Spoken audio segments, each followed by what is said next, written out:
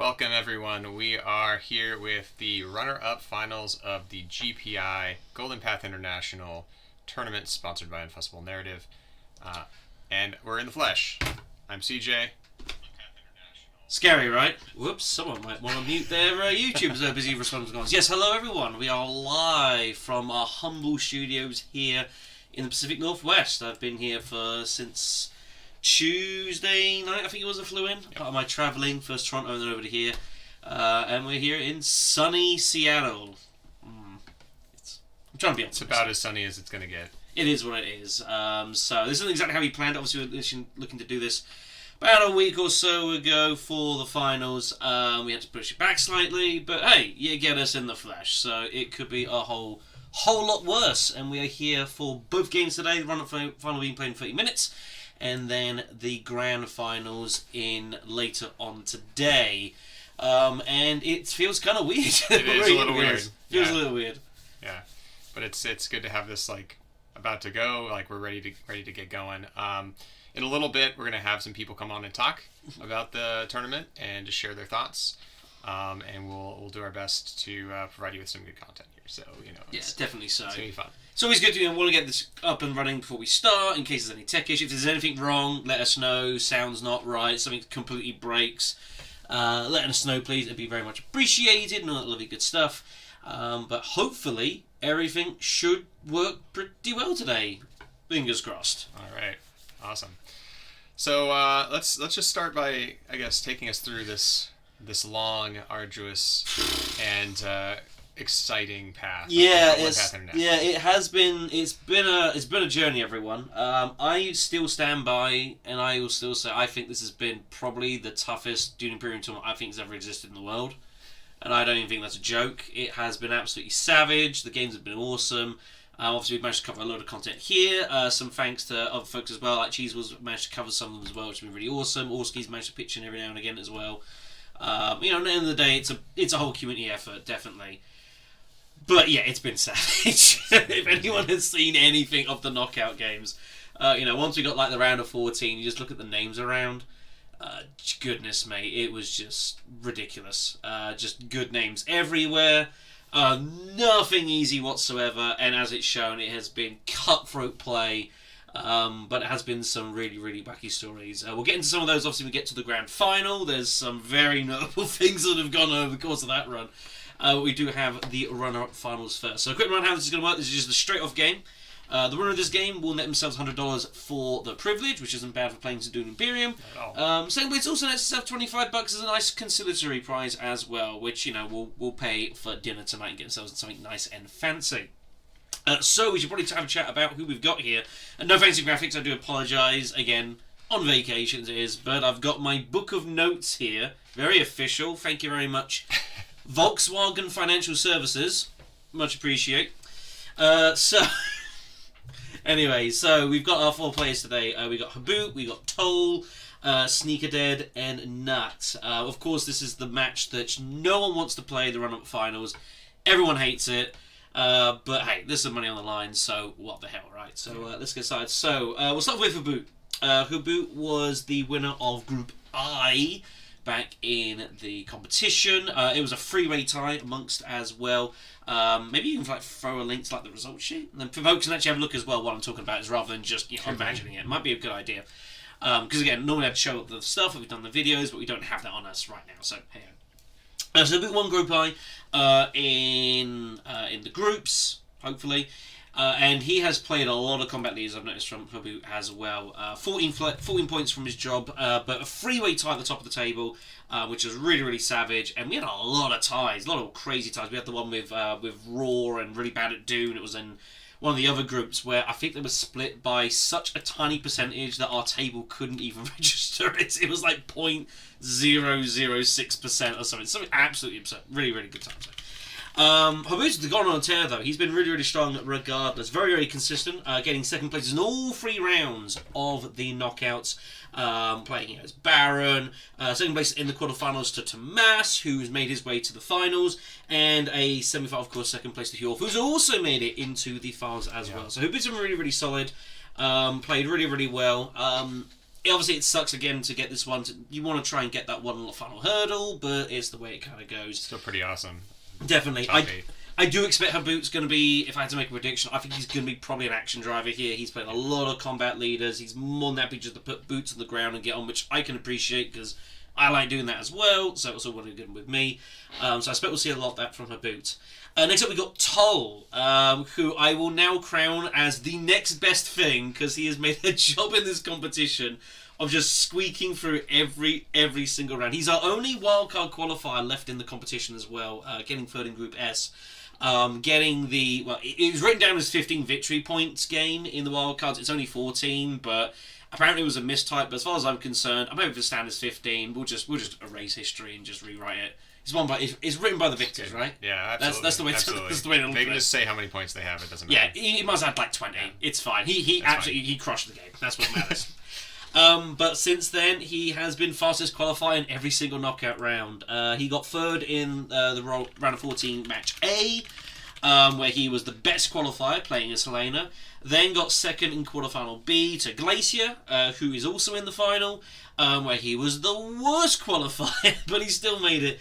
And then Semi D getting again second place with Tezia against Eric, who of course has been on an absolute tear on this competition. Yeah, we'll talk about more later on tonight, but he has got to be massive favourite going into this. Apparently, this game Rise of X is pretty easy. Just win 7 games on the row. I mean, how hard can it be? Apparently, folks, it's absolutely crazy. So yeah, unfortunately, Toll, I really wanted him to kind of go through. And get to the front. We're doing a great story to finally get over the edge. Couldn't quite manage it, but he still managed to get it here. So I'm not gonna lie, he is my sentimental favourite for this one. I would love to see him win this. Whether he's going to do so, I don't know. There's a lot of tough competition, including SneakerDead, who has developed a bit of reputation of being a bit of a talker at the table, which is really cool, and I appreciate that.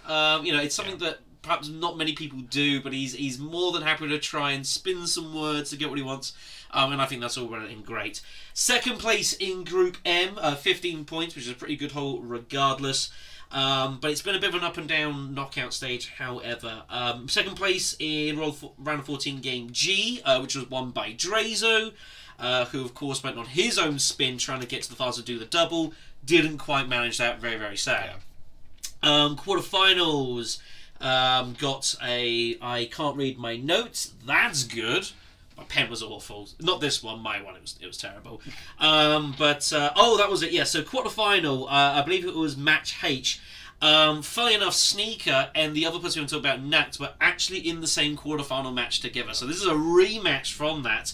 Sneaker won it with 11 points of the Beast to Nacht, who got second with the Baron at 10. So that's something I've noticed. And we've had a few of these knockout games where we've had rematches. We've got one in the final as well, actually. We've got a rematch from the round of 14 game, I believe it is.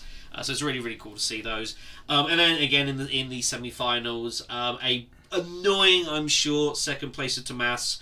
So only lost it by, I think it was 5 spice, lost out a place in the final, which absolutely sucks.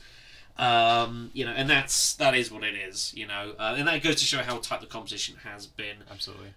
So Sneaker's been good. I think he'll be really, really strong for this. Again, I'm curious to see if he's going to be able to try and weave his way through a couple of awkward situations. Maybe so. We hope so. It should be good times. And then, as mentioned before, Nacht is our last player, who has been one of our Romba enthusiasts for the competition, which I think we feel obliged to talk about. Yeah, absolutely. Just watching Nacht play Romba is actually so fun. He plays it very well. He has 2 wins with Romba, I think, in the tournament. He played him twice in the knockouts as well, which is absolutely ridiculous. Honestly, really, really just stellar, man. Yeah, it's been really strange as well, because obviously Romba's been like he was kind of the meme pick of the competition. Yes. But, people have actually played pretty good. And it's going to show that, again, it's nice to see that the niche leaders do have their spots, unless they're called Paul Atreides or Meme Non. Yeah. But no, Romba's been used pretty well. It's been interesting to see him kind of getting used every now and again, and he's been used to some decent success. But anyway, so Nat's got second in Group K. Again, 15 points, pretty solid stuff. Winning the round of 14 game, playing as Romba, and then, of course, second place in the quarterfinals, as mentioned, to Sneaker. Unfortunately, he played Romba again in the semi-finals, which I think is completely absurd, but he did. Only managed to get second place to Glacier, who of course we'll be seeing later on in the finals. So there is a world where we get like Habboot picks like Beast, who's picked a lot of Beast in this competition, and Nat maybe goes for another Romba spin. That could be absolutely savage for both of them, and they could just beat the absolute living heck out of each other. And that might open up some spots for Sneaker and Toll to get through some. But we'll see how it goes. Obviously, it depends on the leader draft, see what we get picked up here. But those two could very easily butt heads in today's game. If I have to pick a favourite, as I've been trying to do, not very successfully for a lot of these games. Oh man, this is hard. I mean, any it could be it's just a toss up for me. Like it depends on the row. I think if Noct gets if he goes for like a Romber play, it might not work in this field. I know Sneaker's pretty familiar with that. Habboot's played against a lot of Romber. Toll, I'm not so sure, but I'm guessing they have. And there's just a lot that could go wrong, but it could work. Then again, like we're probably going to see a Baron, unfortunately. I mean, there's a pretty good chance. Yeah, I mean, Baron's pretty good at Rise of X, as it turns out. Yeah, so keep an eye out for the positioning and who ends up picking Baron. I would not be surprised to see like a fourth position pick Baron just to keep it out of the hands of third and second. That's something that we've seen kind of go awry in the last tournament, but I think it could potentially be good, especially if they know how to navigate a fourth position Baron. That could be good. There are no bans on leaders. Yeah, unfortunately, Fireblaze, like, if you win with poor tradies, you get my forever, undying love and friendship. That will have to suffice, I'm afraid, for monetary gain. But yeah, so there is there's no bans on leaders, but we were on the hidden pick system. So at the start of the game, with the 14 leaders, 6 get randomly removed, leaving 8 remaining in the pool, and then the players pick backwards, hidden. So we'll see how we go there, basically.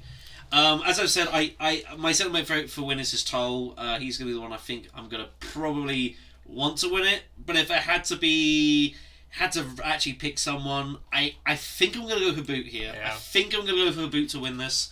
It's very, very close. It depends a lot on leads. Again, if Habboot and Nat pick like 2 counties and beat the hell out of each other, that's pretty bad for both of them. So, I don't know, maybe they're going to work it out here. But again, Sneaker's going to be lying around, waiting for his chance, and he will strike. So, I think this should be a very, very entertaining game. Should be good stuff. Absolutely. Well, we have someone who wants to come and chat with us. We're going to have Lannister come in and talk with us. It'll be fun. Mr. Lannister, who, again, got to meet in Toronto last week. It was really super awesome. Still maybe slightly sore about his exit in the competition, but so were many of us, to be honest, and it was pretty savage. All right, let's get him on a call here. Let's see. Hopefully this all works. Fingers crossed. Hopefully there's no feedback. I'm putting it through the speakers. Yeah, if there is, let us know. Let us know right away. We just keep. What's up, Lanny? Hey, how's it going? Hey, let me make that a little bit louder. Okay. Say something again. Hello, hello. Why? That is just so... it's only come through that. Oh, is it going... Oh, whoops. Well, 1 second. You're only going through one of them. That'd be why. How does this work? Oh, wait, here we go. There you go. That's it. Outputs, that. There you go. That should work. Okay, now you should be coming through. Say something. Hello? Hello, hello? There we go. Turn down a little bit. He's a little loud. Turn him down. Oh, turn him down. Okay. Yeah, turn him down. We'll be fine. Turn you down. We're doing it live, kids. No. Live. Doing it live. Doing it live. How are you doing, young sir? I am doing great. Just did the Hundro special in a game that I played, so it was a 7-point play in 1 turn. Some things never change. Wow. Yeah. Well, we're a little sad to see you not in the top 8.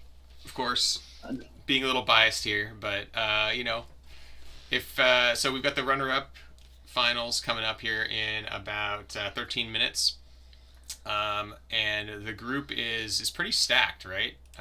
So we've got Habboot, Sneaker, Noct, and Toll.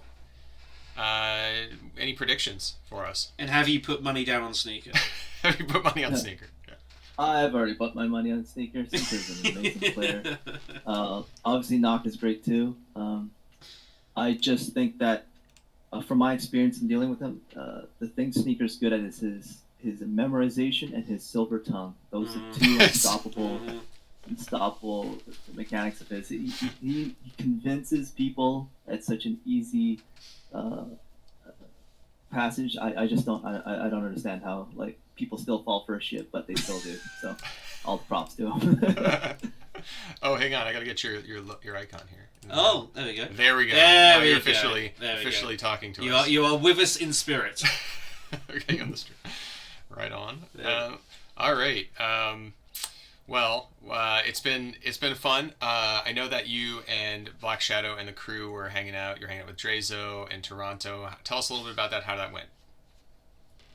Went pretty well.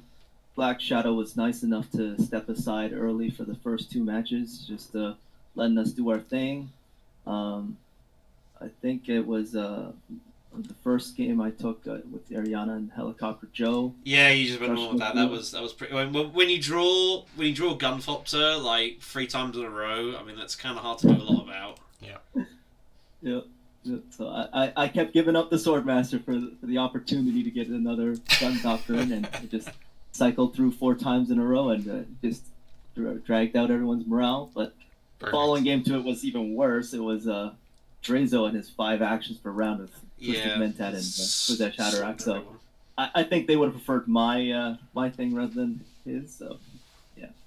But it was a good time though. Like we were at a place called Snakes and Lattes on Annex in Toronto. Really, really nice place. Great service. The food was really good. You know, environment's there. They got like experts in as well. So if you don't know games, like you can literally, as a group, you can say, you know, you can get taught it. It was a really, really good pick, and yeah, it was a good old time. We were there a long while as well, very, very long time. I was there. I think I got there about 1. I think we walked out the door until about like 10 or something. We were there a long time. Yeah, we were there a long time. We kept on going at different games too, so it was nice. It's nice. It's not just Dune. Yeah. And the Korean dog place we went to afterwards, that was pretty good too. Those things are huge. Oh yeah, for sure. So yeah, have you had any thoughts to the finals as well? Actually, I suppose while we've got you here, I'm also very curious. We haven't talked much about it. We got Eric, or Pamster, Tomas, Hjorf, and Glacier. Of course, we got Eric on the ridiculous tear of winning 7 out of 7 games, which is like incomprehensible to me. Do you think he can do the whole 8? I think it's been shown that this guy is a god of sorts. I mean, I don't know where he came from or what he did, but just like I thought it was already amazing when him and Doom were the only ones at 6 for 6 or something to that effect. Yeah. And then I thought both of them were teeter off at some point, and obviously Doom took his loss. But Eric just kept pounding away, and he just kept crushing it.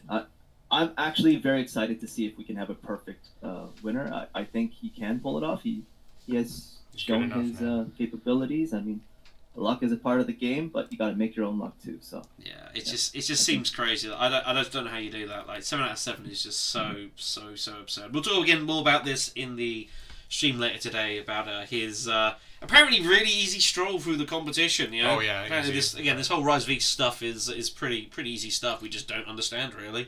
He's just on a higher plane to us mortals, unfortunately. So that's the way it goes. But one thing that's amazing here, and we'll definitely talk about as we go through the finals, we'll be watching him closely, seeing what he does, and I think this is going to be interesting. If he does end up winning, you know, this could be a great case study of things to actually do for strategy. I know Cheesable was talking about, like, maybe we should just go back and, like, look at every single thing he does and why it's working for him, and that could be a big meta-changing moment, so we'll see.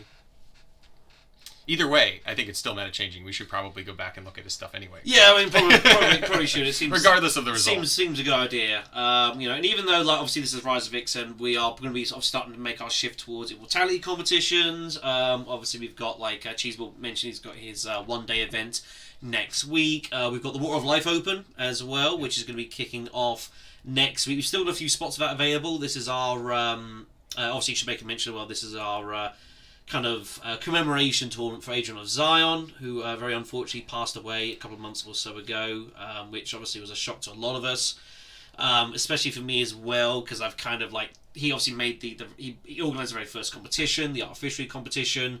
I then kind of took the mantle for the second one and kind of largely assumed the spot as well. So it was horrible news to hear.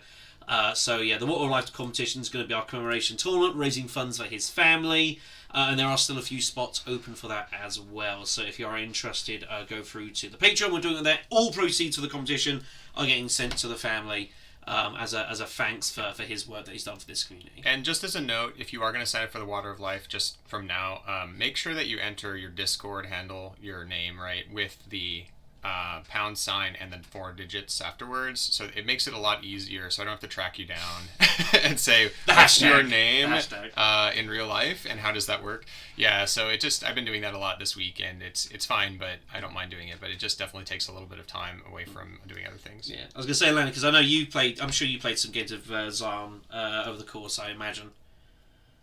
Oh yeah, for sure. All the time. We played like at least twice a week minimum until like his busy schedule hit, and so it was great playing against him. His trash talking was second to none. I think I'm gonna miss that the most about him. And I went on a recruitment mission for this tournament. I like started asking people from the people who had been showing up for a while, and I got like 4 or 5 names. I'm looking to get another 2-3 on the list, so wish me some luck on that level. Definitely so, man. Definitely so. It's been great to have you, man. Really, really appreciate it, and hope you enjoy the game today. Yeah, thank you. I definitely will enjoy the game. Gonna root for Sneaker here.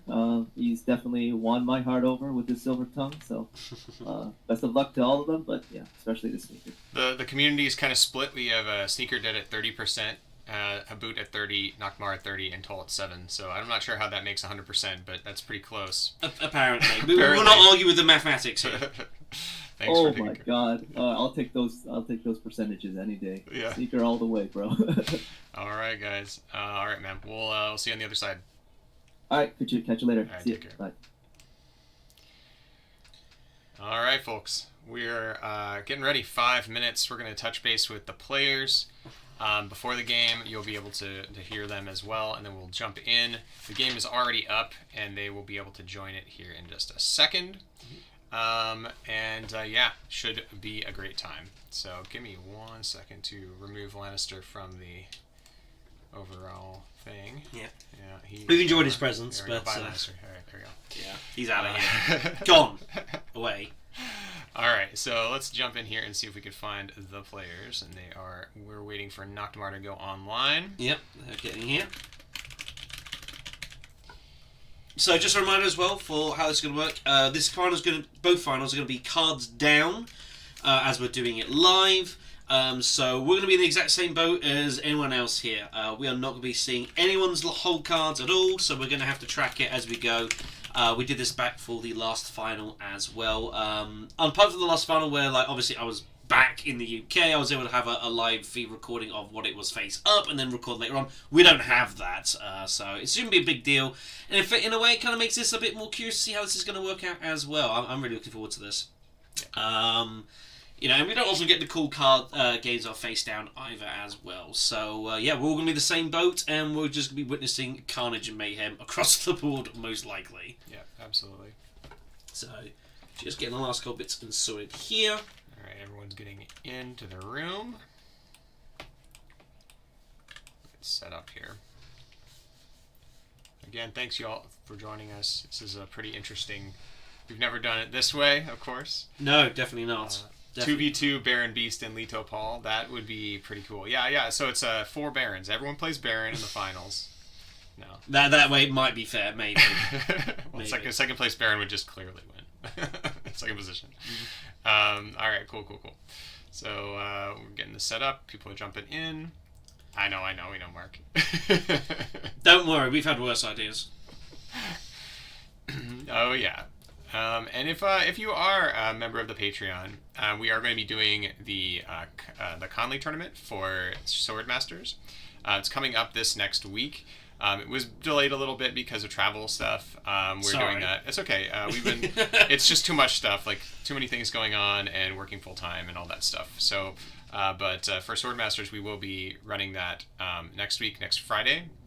The reminder will go up pretty soon after today's stream. We'll make the announcement, and it will basically be you'll be able to the players who are in the tournament, or it's not a tournament, it's just basically we're going to do one game, but it's going to have kind of wonky rules. We're going to tweak it a little bit. We're going to make it a little bit harder, or a little bit weirder, and we're going to see what happens. And so hopefully it's a lot of fun, and hopefully it's something that you all want to watch. So we'll do that next Friday, or this coming Friday rather.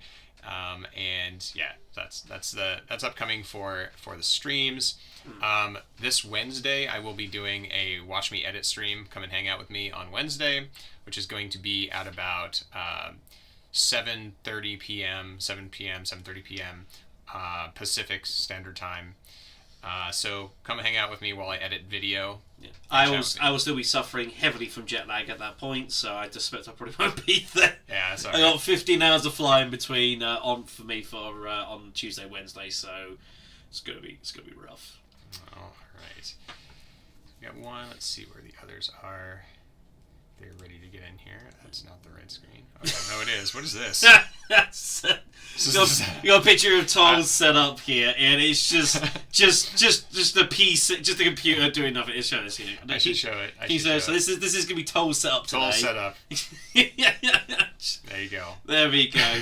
No distractions whatsoever. I like it, Tom. I like the strategy. Good grief. A quick aside as well, as we're obviously getting ready here. So as I've mentioned, we've had so many crazy games in this competition as a whole. Like, over 200 matches have been played over the course of the Golden Path Internationals, which in itself is a hell of a feat. Obviously, we originally had 120 players, and we had to expand it because we got a whole 120 entrants in like less than 2 days. The response we had for this competition was mind-blowing. And again, huge thanks to everyone who's gotten involved in this. We then expanded it for another 40 players. It was about the max I could do in short notice, and that was filled in 3 days. So for those that found out afterwards about the competition and didn't have the space available for it, I do apologise in a way. The plan is for our next big open tournament. I have no intention to have any upper limits. I think it's because we're going to have as many people that want to join can crack on with the competition. So we'll have more details about that. You know, as we come to the other side of the Water of Life Open and bits and pieces, we'll get into that. Players are dropping in now for the game here, so I think we'll get ourselves ready for that. But alright, here we go then. Everyone is here, so let's switch over to the game and get going. Are you all ready? Here we go.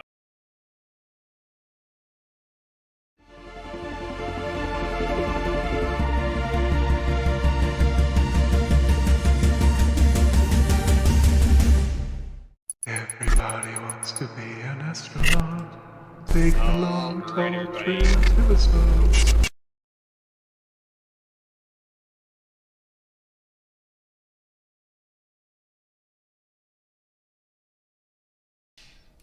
Alright, I screwed that up. Sorry, guys.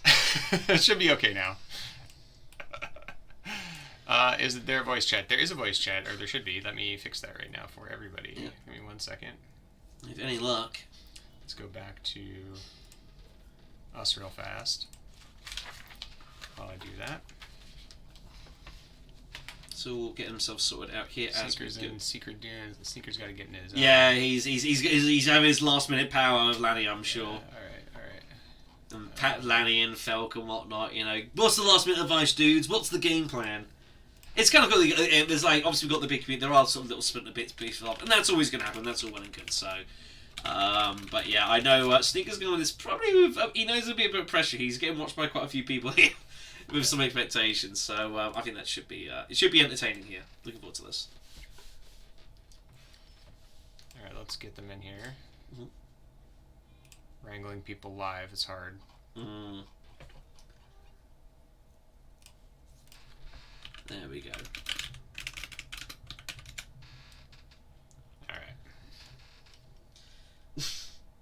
I mean, we'll see, Felk. I mean, I'm sure you've given him. I'm sure the game plan is solid. I'm curious to see. I think there's going to be some very fascinating byplay in this one, as I've mentioned before. I think we should see a lot of entertainment. We've got a couple of people here in this one that are more than up for some violence. So I think it could be really, really cool. All right. So we got Habboot and Nachtmahr in here. So let's chat with them for a little bit. If you all have, hello guys. Hey guys. If you do have the stream open, it'll feedback. So just like close it. but you won't get any information anyway because we're not going to know anything. It's going to be hands down. It's all face down.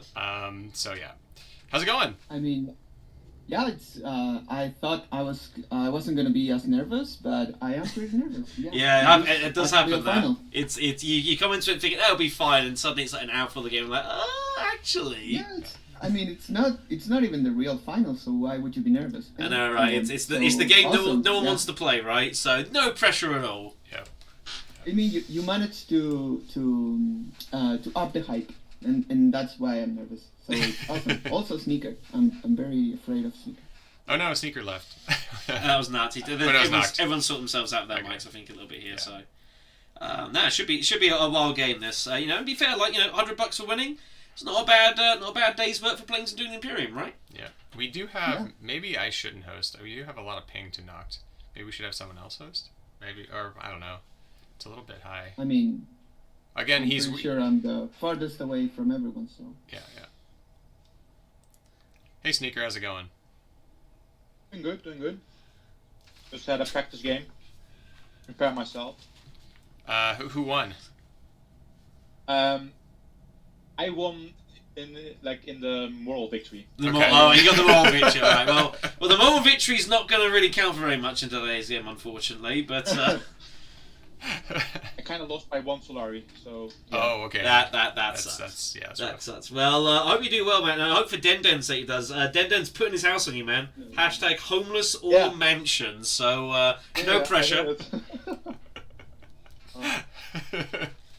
Welcome, Tall. I'm not gonna lie, Den. You might want to explore some options just in case. Ping is very high. Yeah, it is a little noisy. Let's let it settle down here a little bit. Whoopsies. Yeah, I think most of the players are over in Europe for this one. It's just the kind of way it's worked out. So, but luckily we're playing a board game, so it should be okay.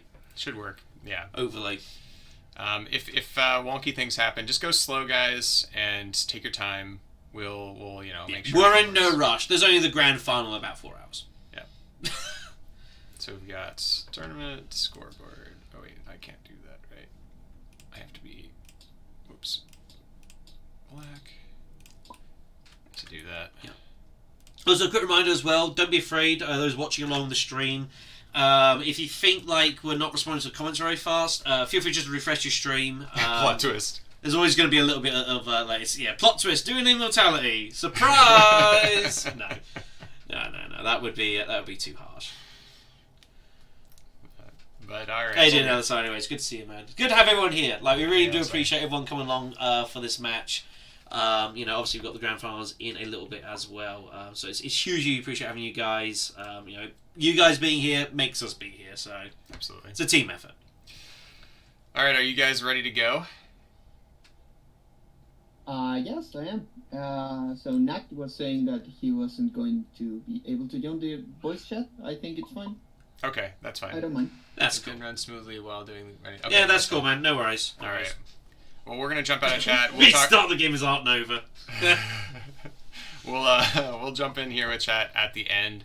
So feel free to hang around. Please do at the end of this, and we'll have a chat for a little bit. Yeah, you all know the rules. Sure. Say just.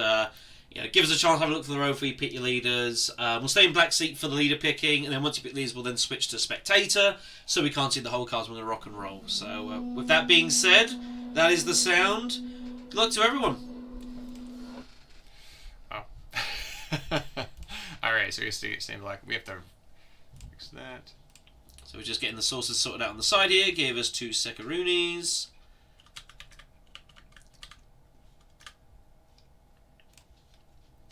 And which source is it? It's this one. That one, okay, that one, yeah, my bad. Whoa. Yeah. While we're here as well, I do want to make a quick thanks. We'll just get the last bit sorted out here. Huge thanks as well to Asmodeus. It should not be missed. Obviously, Asmodeus has done a lot of work on this board over the course of the competition the past few months. We're all very, very grateful for that. We can stick a black seat for the leader picks. Actually, they have to rotate. Oh, they have the rotate. It's all hidden. Yeah, that's a good point. Yeah, my bad. Probably shouldn't then. So yeah, huge thanks to Asmodeus for the work he's put into the board. And I reckon we probably now have one of the best looking TTS mods going, just in general. All the quality of it, the layout, the efficiency. is really, really awesome. So hugely appreciate it. Yeah, you need to make someone promote someone so they can click that. There you go. Yeah, now Green can do it. Habboot can. So if Habboot shuffles, there we go. Good shuffle. All right. As in, it didn't shuffle at all. You might need to reload the board. Oh, really? Yeah, it didn't shuffle. Occasionally it does at the shuffle, just doesn't do anything. No. So, so as I was talking about Asmodeus, terrible job on this board. No, That's all right. Happens. Let's reload. so we can start. Sorry to everybody. Live game. Is it gonna be a halftime show with Lady Gaga? I mean, you know, you might be surprised. You know, if you donate enough, we can make certain things happen. Yeah, we can make the magic happen. We have the contacts. No, quite. All right. Go ahead. I mean, get someone in who probably thinks they're Lady Gaga. Tournament scoreboard. And we're good. Okay. Right, second attempt. There we go. That's worked beautifully. All right. We don't need to be black anymore. We're all good. Configuration. Get out of here. Top menu. And we're ready to go. All right, everybody. Hold on to your butts. We're not going to have a small canvas up top. Let's do that. Oh, yeah. Good call. Right. Okay, so these are going to start picking. So it is Toll up for first here, which means it will be SneakerDead picking in 4th position, as we're just getting our last couple of sources sorted out here. What's this? Is it that one? Yeah, it's that one. There we go. So you need to probably shrink that a little bit. It's probably a little big. No problem. I will shrink it on the fly, because that's how... Doing it live, kids. Doing it live. So these are being picked. So we'll have a look at a little row here. We'll zoom in for you for sakes a moment. It's a pretty fun row. Firm Grip and Mother Mahayam, two very, very juicy looking cards here on the top. Especially Firm Grip, very, very powerful.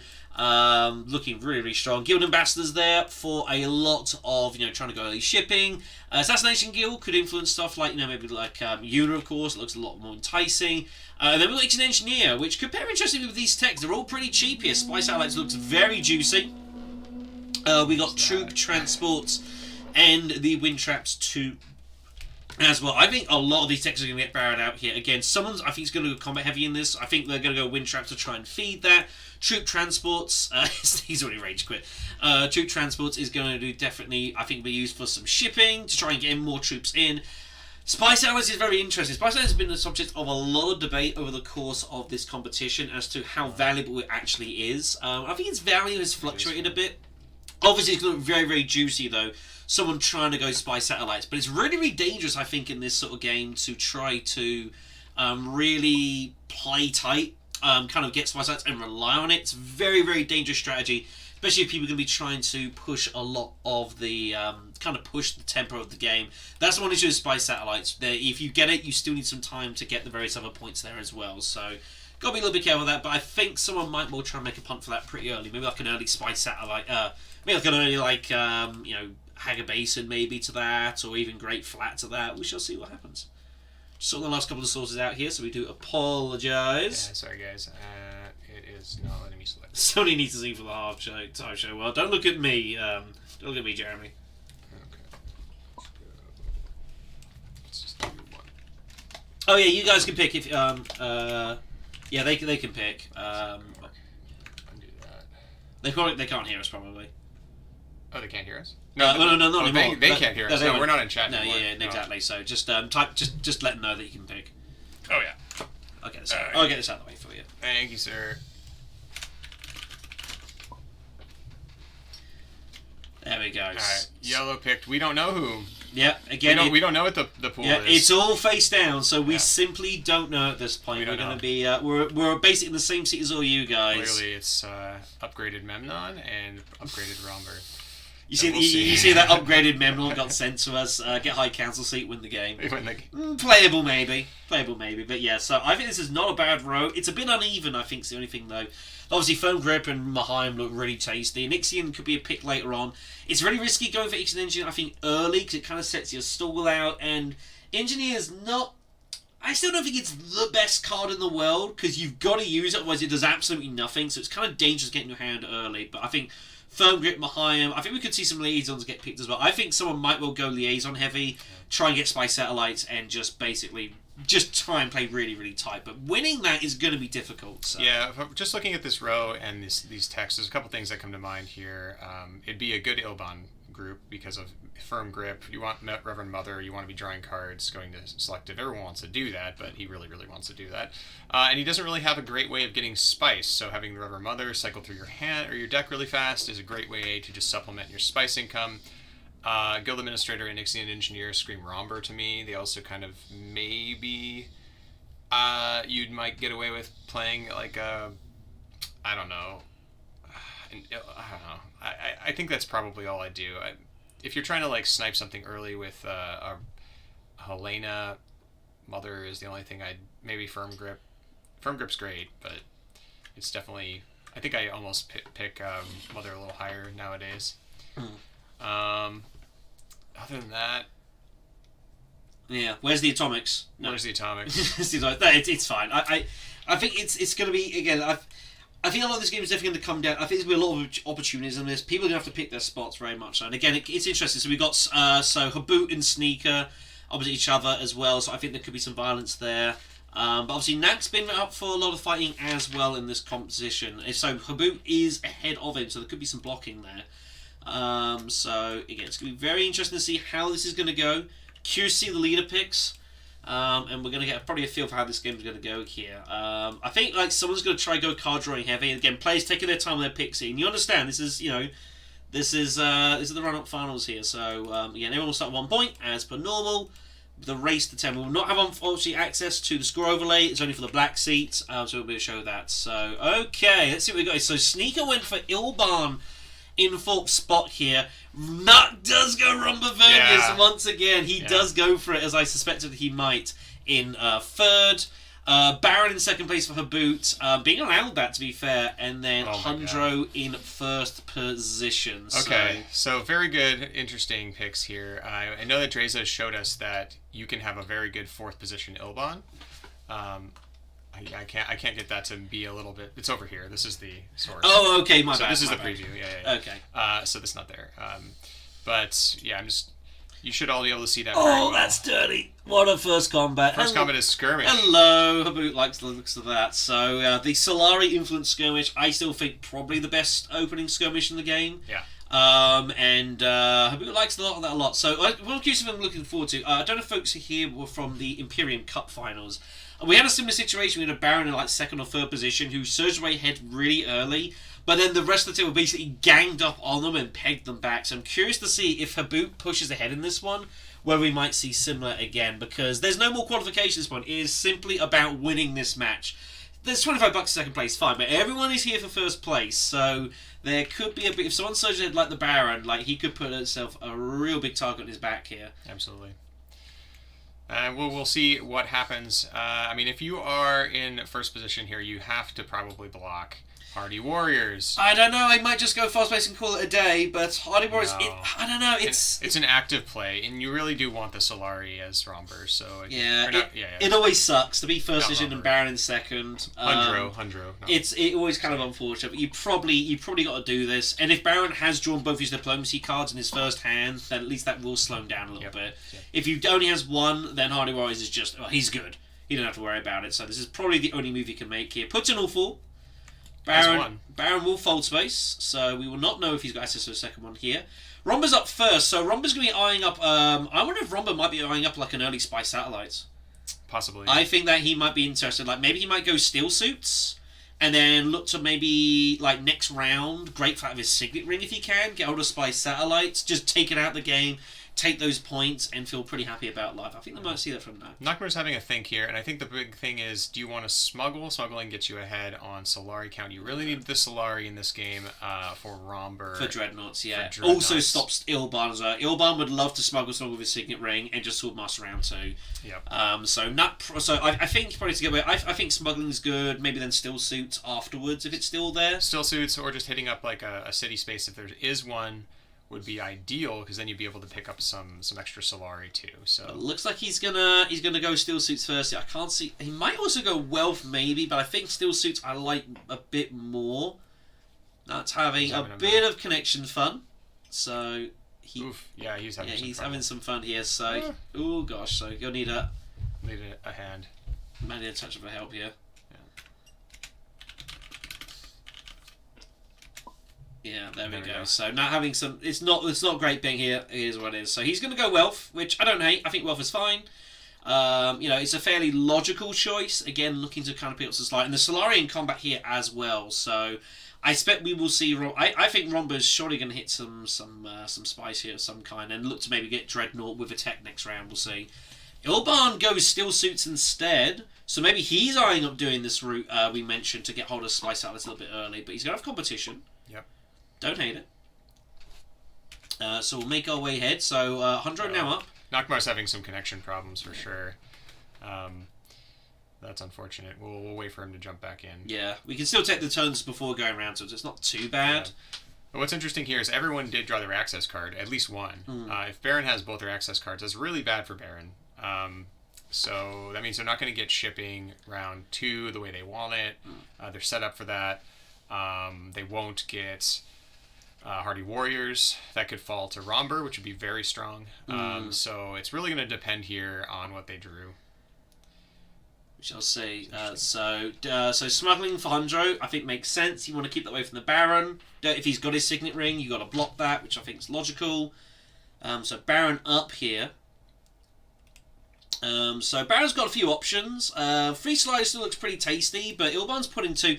It's just that Ilban put in both troops there, not just one, which gives me a feeling that Sneaker probably...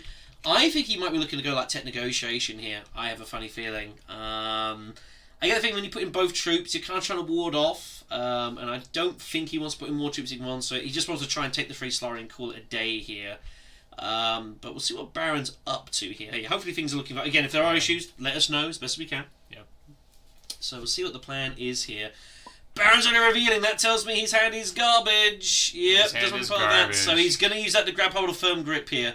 Baron with the early reveal. Don't hate it. I think that makes total logical sense. That in the hands of Ilban, for example, that is very, very scary. So I think that's a logical take there. Very, very strong card. It's a lance he can bash, and then he can also use this to try and, if he does charge these spacing lines, he can use this as supplemental assistance for that. But it is going to mean he's going to not have a lot of money to get a ton of intrigue, so there is a sacrifice in this. Can be a little weird when you're not a money producer, is that you know he's already using his Solari to make intrigue, so he's going to be using that also to make half points essentially. Yeah, there's going to be definitely a heavy toll, a drain on his Solari here, so that's a bit of a risk here. So Nakt's got plenty of options here. Nakt can just put in the one troop and take the 2 Solari, which feels pretty good. I don't think you really need to put in more dudes here.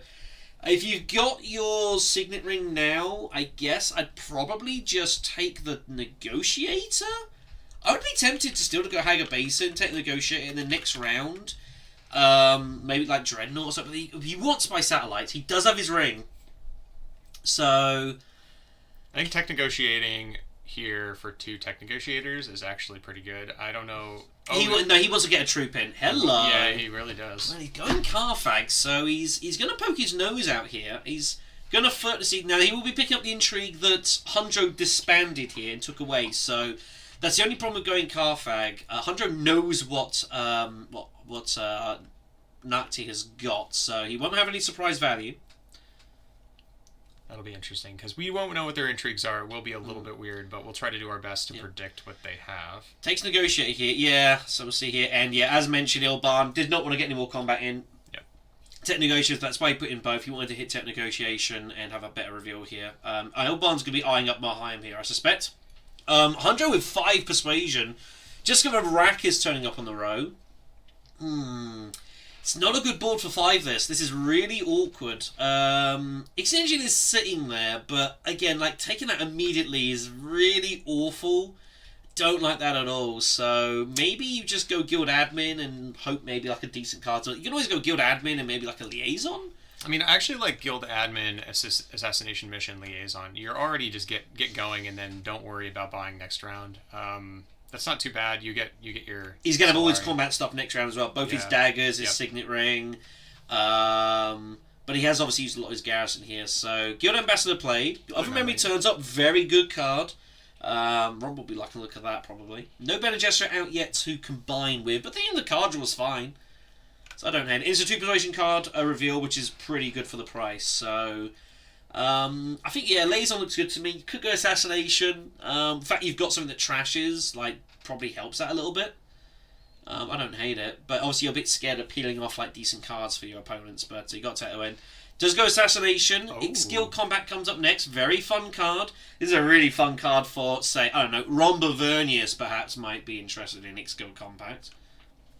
Wow. Okay. I think Romba's going to have something to think about here. Yeah, there's a lot of good paths here. Obviously, Ixion Engineer is fine. You're going to be buying tech anyway. There are a couple of cheap techs in the row. Oh yeah, there is a Mother behind. Sorry, but you're not getting both of those in any short term. So, but yeah, good point. Sorry, Fireways. You also have the generating dreadnoughts. Like if maybe detonation devices does show up, then that's an easier way to get your dreadnoughts. You can kind of just the 2 for Romba. Well, yeah, it's a little unfortunate. Oof. As a dagger. Does he buy anything? That's a pretty good question. I mean, I don't think getting a Liaison round one, I don't think it's ever really that bad. No, it's not bad. I think it's totally fine. Yeah. I don't hate it. I wouldn't go ahead any more for Romba, but I think that's okay. And then Ilbon's going to have... The question is, does he have 5 reveal or does he have 6? That is the question. As I knock my water over. Oh. Professionalism at its finest. Nothing else from Romba. He did have 6. Yeah, he has 6. So he takes it. Wow. He peels off shifting. Uh-oh. Oh boy. Combat goes to... So that's a scary card there. So nothing will happen here. Big question is if Nachtmahr does have a combat... Nope, he's not going to do it. Nah, I don't think so. I don't think I'd ever use it for the Slaughter anyways. I think even if it was a combat, I'd keep hold of that. Yeah. So Toad takes it. He'll take the bump in front of the Baron here. So kind of trying to encourage players to let him cut off Baron here. Baron will have access to shipping. He will have his diplomacy and whatnot. He can also go Hardy Warriors. And it's a victory point as well. Siege of Arakeen there. That's kind of scary. So, interesting. Interesting stuff here. He's a shoo-in, if you will. So, question is, Baron, does he go Fold Space or does he go Hardy Warriors? It's a victory point combat for Arakeen, but it's going to be hard for him to win it. Because players don't know he'll go in, and that's all he's going to have. So he will have a known strength. He's going to have 9 strength. He's got 1 dagger out, and he's not going to have any assistance. So players will know he has 9 strength if he goes in Hardy Warriors and goes on all the way. So that is the danger. But it's still 4 Slurry for second place, and it will be expensive for whoever. So I think Hardy Warriors here. Depends if you want to go greedy. I think it's Hardy as well. I don't think you go for... You're going to get both things if you go Hardy. So, I mean, assuming he took the Spacing Guild and the Fremen... We would imagine he did. I mean, there's no reason not to pick it. So I don't know. I've been taking Spacing Guild and like Emperor because that track is harder to go up usually. So yeah, it's definitely less competition. So we'll see if he goes in for it. He is going to go for it. So full greed Baron here.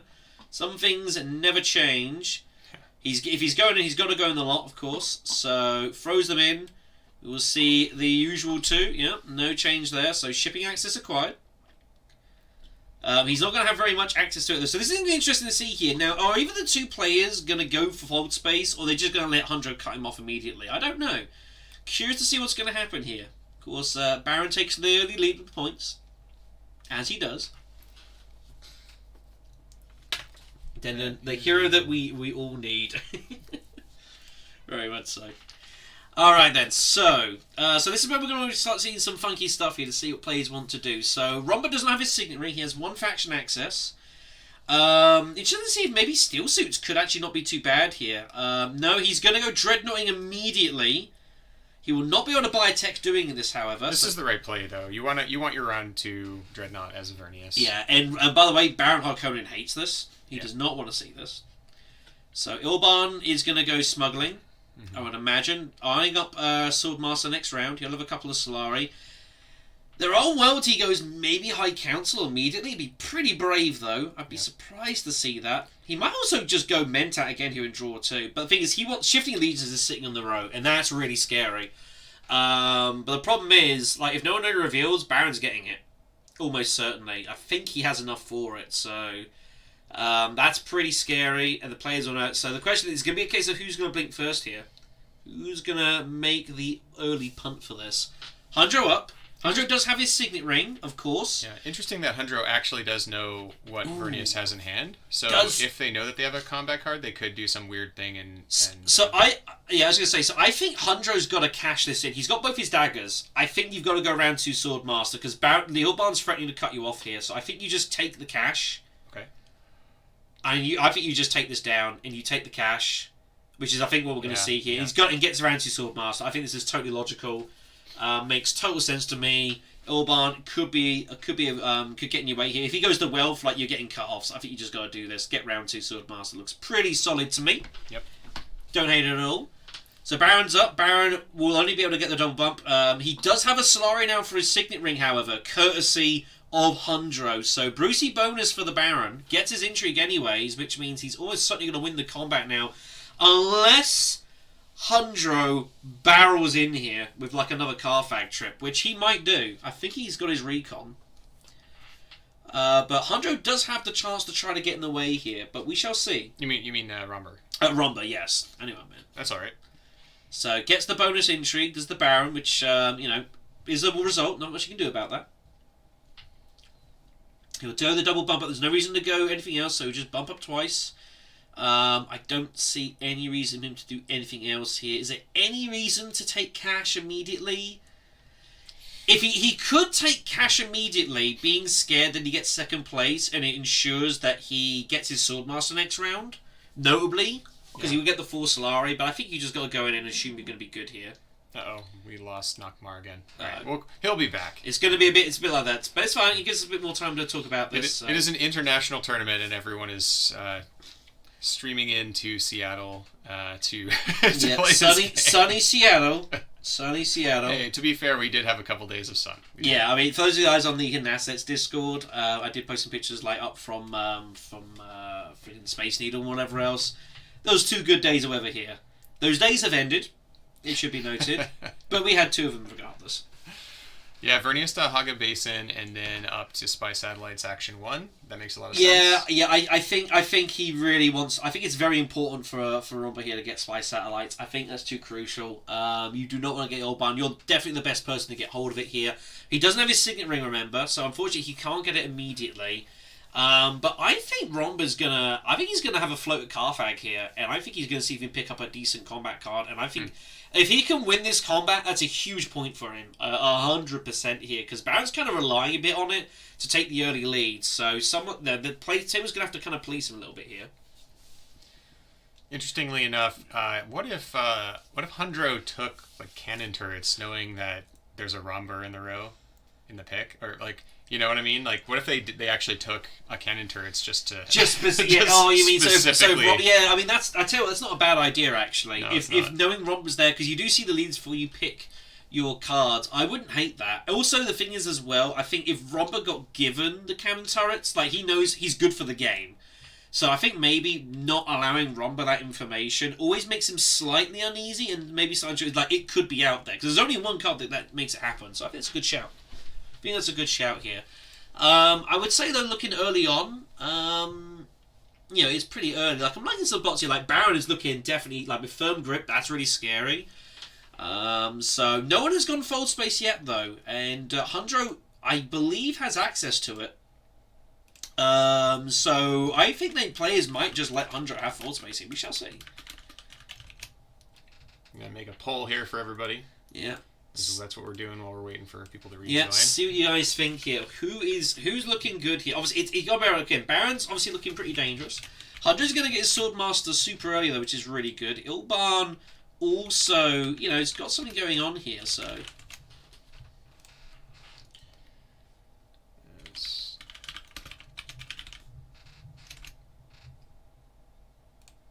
just sorting stuff out here. There appears to be some issues for. Just sorting stuff out. We're waiting for Nart to get back here. Okay. Again, it's just if the connection's just a bit dodgy today. I think that'll be him probably back there. All right, here's the poll. Who do you think is currently ahead at round 2? It's not like easy to determine. I mean, the Baron has more points, but who do you think is set up better? Let's just say. Use your money behind at this There we early go. stage. Knox is back. Knox is back. He is thinking a little better. There we go. All right, cool. Yeah, I think there was some route reset there. So, all right then. Alright, so it is Nacht up next. I think our turn order might be slightly wonky here, but it should be okay. Yeah. So let's see what Rumble wants to do here. So he's got his Dreadnought. He might float Carthag again here. I mean, to be fair, Noisy, like, I can't hate you, like, for that. Like, you know, you see Romba, cheer Romba, you can't hate it. Oh, we get the... Yeah, no, that means he's going Steel Suits. Steel Suits, and he's going to threaten Great Flat here, so Ilban's going to be in a bit of an awkward spot. But this is really dangerous over Romba. Like, maybe you just take the Spice and guarantee Spice Satellites here. Now you're basically hoping you pull your Signet Ring next round. If you don't pull it, like, Romba can just go for Spice now. He can go Great Flat, and if you don't pull your Signet Ring... Yeah. You're not getting Spice Satellites that Ilban is, so I don't like this. I think I would rather have just gone for the Spice. I assume he had access to it. So here, I think this is the right play as Romber. You don't want to throw more troops in. You need your troops. I think just like taking the second or third place is fine. Yeah, you would like to win this. Oh wow, that's interesting. He is going an extra troop. He is threatening a little bit here, so maybe there's some fun stuff going on here. But yeah, I think. This is risky. If he gets his Signet Ring, like, he's fine. But if he doesn't draw a Signet Ring, and Lanny will tell you, like, you know, your Signet Ring is so key to your plans here. Mentap for Ilban, so he's going to start drawing for some cards. He's happy to give up Shifting Allegiances here, but I think this is... I don't know. I think I just pick it here. So Swordmaster, of course, for Hundro. No surprise. All right, the results of the poll are in. Baron has 38% votes, thinking that he is ahead. Toll 22, Sneaker 22, and Nachtmahr 16. Actually, a bit closer than I was expecting. Oh my gosh. So Baron has got Firm Grip and Shifting Allegiances. Alright. That is, I think his percentage is about to go up here. Yeah, that is very, very scary. Yeah, and Romba did have access to it. Man, I don't know. I think you just got to take the Spice and just take Spice Satellites. I think that's one thing. Take City Skill Combat, which is also pretty good here. Appropriate is on the row, which is frightening. That could be really, really scary here. Ilban's going to pick that up, so he's going to go Wealth to get his money back here. He's going to appropriate here. Ilban's going to go for that for sure. Hundro will go Fold Space. Players happy to let him get that and cut off Baron here. He'll be happy to rob of that. You know, he will not complain. But yeah, if Romba doesn't pick his Signet Ring, it's going to feel bad. So 6 Persuasion for Ilban. Picks up a Spice. Appropriate will be taken for the bump. I think he'll just go up here, look to cash in the smuggling next round. Looks pretty logical to me. So Sneaker fairly happy with his life. And nothing for Hundro there. So question is, did Romba pull a Battle Intrigue? That's the question. I think it's unlikely. I think we'll just see a party for 4. Yeah, it looks like, pass for 4. Nothing to be done here. Probably not an intrigue that has combat cards. Like, I mean, if he had a 4, he would have played it there. Yeah. If he had the ambush. So Habboot takes Arakeen. That'll give him some nice passive Slurry generation on the way. So his Signet Ring is in no danger here. And next up is Imperial Basin, more Combat VP. So does Nacht find the Signet Ring? If he doesn't, he has problems. Yep. Because Ilban can go Tech Negotiation right now and take Spy Satellites because there's a negotiator up there. So, and if Sneaker gets Spy Satellites here, that is really bad. And Romba has not yet played, so I get a funny feeling he's not drawn it. Yeah, these are really good combat words. These are probably the top 3, like, to get in a row. Yeah, this is massive combat here, like really, really good stuff. So this is kind of scary. He's not played yet as Nat, so I don't think he's got his Signet Ring. I don't think he has it either. Oh, he has it. Oh, he did have it. Well, he gets lucky. Okay. He gets lucky here. Okay. Took the risk, gets away with it. Go and hog a basin. Sneaker will be kind of sick of that as well. Like, that sucks. Will not be a happy bunny. I also like the choice here to go to the basin as opposed to the Great Flat, and the reason is you actually want that extra water later on. Hardy Warrior. Yeah, 100%. 100%. So it's a good forethought here. So yeah. So Nuts gambles, gets away with it. Yep. Man, that was... Let's flip the tech.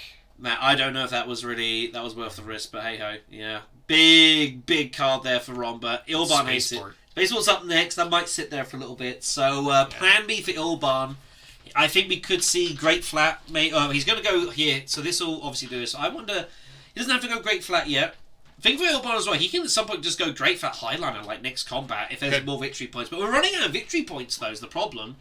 We've only got like Carfag and then like Terrible Purpose, and that's about it for the VPs. So that's a bit of a problem here. And players are going to need to really try to rein in this Baron. Okay, the Baron has all the track climbing cards right now. Shifting. They need to get there fast. Habboot is looking very scary right now. Yeah. Although Romba, of course, has the +4, he doesn't have to worry about it too much here. Romba might well end up just like, because of that, he might just charge the Fremen Alliance. Yeah. And that wouldn't be a bad shout for him. I think Emperor's going to be kind of hard. He could also go Emperor, but it feels a bit slow for Romba here. He might just barrel Hardy Warriors and Steel Suits here as much as he can, using his Dreadnought to kind of help with that. So we'll see what the plan is. Rombavonius is up. So he's going to go ahead and obviously go into the shipping, which means Baron will not be able to cash in any of his smuggling at the moment. So he's going to have to wait on that a little bit. So what is Baron going to do? Baron knows he's going to have a target on his head here, but the problem is that's going to give opportunities for everyone else. So Baron needs to be kind of a little bit under-assuming here. We obviously don't know anyone's cards. Everyone's got a fresh draw here. No one particularly drew early apart from... well, everyone's on a fresh draw here, so we don't know what people have got. So if you've got shifting, it kind of sucks as Baron because you can't use it. It's a 2 persuasion reveal. Yeah. If you've got firm grip, you have to hit Wealth immediately. I think he already would have done it. I think he would have done it too. I So- think he's got shifting in hand. That's Yeah, pretty bad. He's yeah. probably thinking like, how the hell do I do this? Well, I don't There think is he no can. way. There's no way. There is no way. No water. That's the thing with if you got shifting, you need water, and obviously he spent it to go Hardy Warriors. So while it's a very strong card, players are going to make sure to not. They've got to keep on top of that. So there's no way to get hold of like anything here. So it's kind of Baron's kind of drawn awkward. He definitely doesn't have firm grip. Would have played it by now. He's got his fold space instead though, so he might just go. I think he's going to look to get ahead here. I think he's concerned that Romba is going to charge this. And he's trying to get ahead here and try and get Romba to go for a different alliance here. Looks to be what's happening here. So just taking the water. Again, he's maybe he can get ready. Maybe he doesn't have shifting and he's going to get in there ready for next round as well. Put the troop in. I mean, I don't hate it. There's war, of course, in the combat here, and that would be pretty nice. It's going to be Ilban Ilban's got a great... Swordmaster. Ilban's going to Swordmaster Great Flat. That he has no other options here. He could go if he does have another green symbol. He doesn't have the Great Flat right now. He's first out next Yeah. round, so actually he doesn't have to do it. He doesn't have to do it now. He could even take like Swordmaster and Mentat and just see what goes on here. Like cycle through his deck. Romba's up. So Romba needs to win this combat almost certainly. He's going to be acting afterwards. I actually would not hate Rombavonius going Mentat here. I actually wouldn't hate that because you are a little worried about Ilban here. And I would be slightly worried about that. So Mentat might be an option, although he's going to get Swordmaster anyway, so it doesn't really matter. Although Ilban's going to try and pick up his... He's going to try and Mentat and not Swordmaster if he can here. So so he does go Carfag instead, which I don't hate. Stuck up on Intrigues. The idea being here, you want to look to... he's going to put another troop in. He's going to try water and say, look, there's 2 water for second place. Second place is good. If he puts it on his troops, though, that would tell me he doesn't have any battle intrigues. The fact he's even thinking about it, so I don't think he's got any combat intrigues. Oh, well, actually, he might be trying to stage an incident here. I mean, but it's a victory point, though. Like, that seems kind of crazy. If he's drawn it, fine. So Ilban will just Mentat if he can. Makes sense. He'll Mentat, Swordmaster, and then probably look to go for the 2 water here. I mean, he might have it. I don't know. It's kind of hard to know. So, Hundro up. Hundro might go Fold Space here.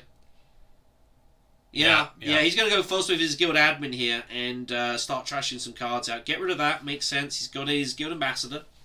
So, doesn't need to worry about it too much. I don't hate that. Nice. Well... coming soon to a much more near you. Yeah, when we get merch. It's sure. I don't hate this, and it's get Mentat and reassess, right? And going adventuring. We're getting these sayings over, folks. We'll see what we can do for you, Mark. $20. So Baron up. So Baron. Oh, it's not a great feeling this here. There's not a lot to do. If you've got faction access, I would just go like secrets or wealth. If you don't have faction access, Yeah, I don't know. It kind of sucks. You can't even go Siege and Threaten Great Flat because you're never going to get there is the problem. Siege isn't bad. Siege is fine.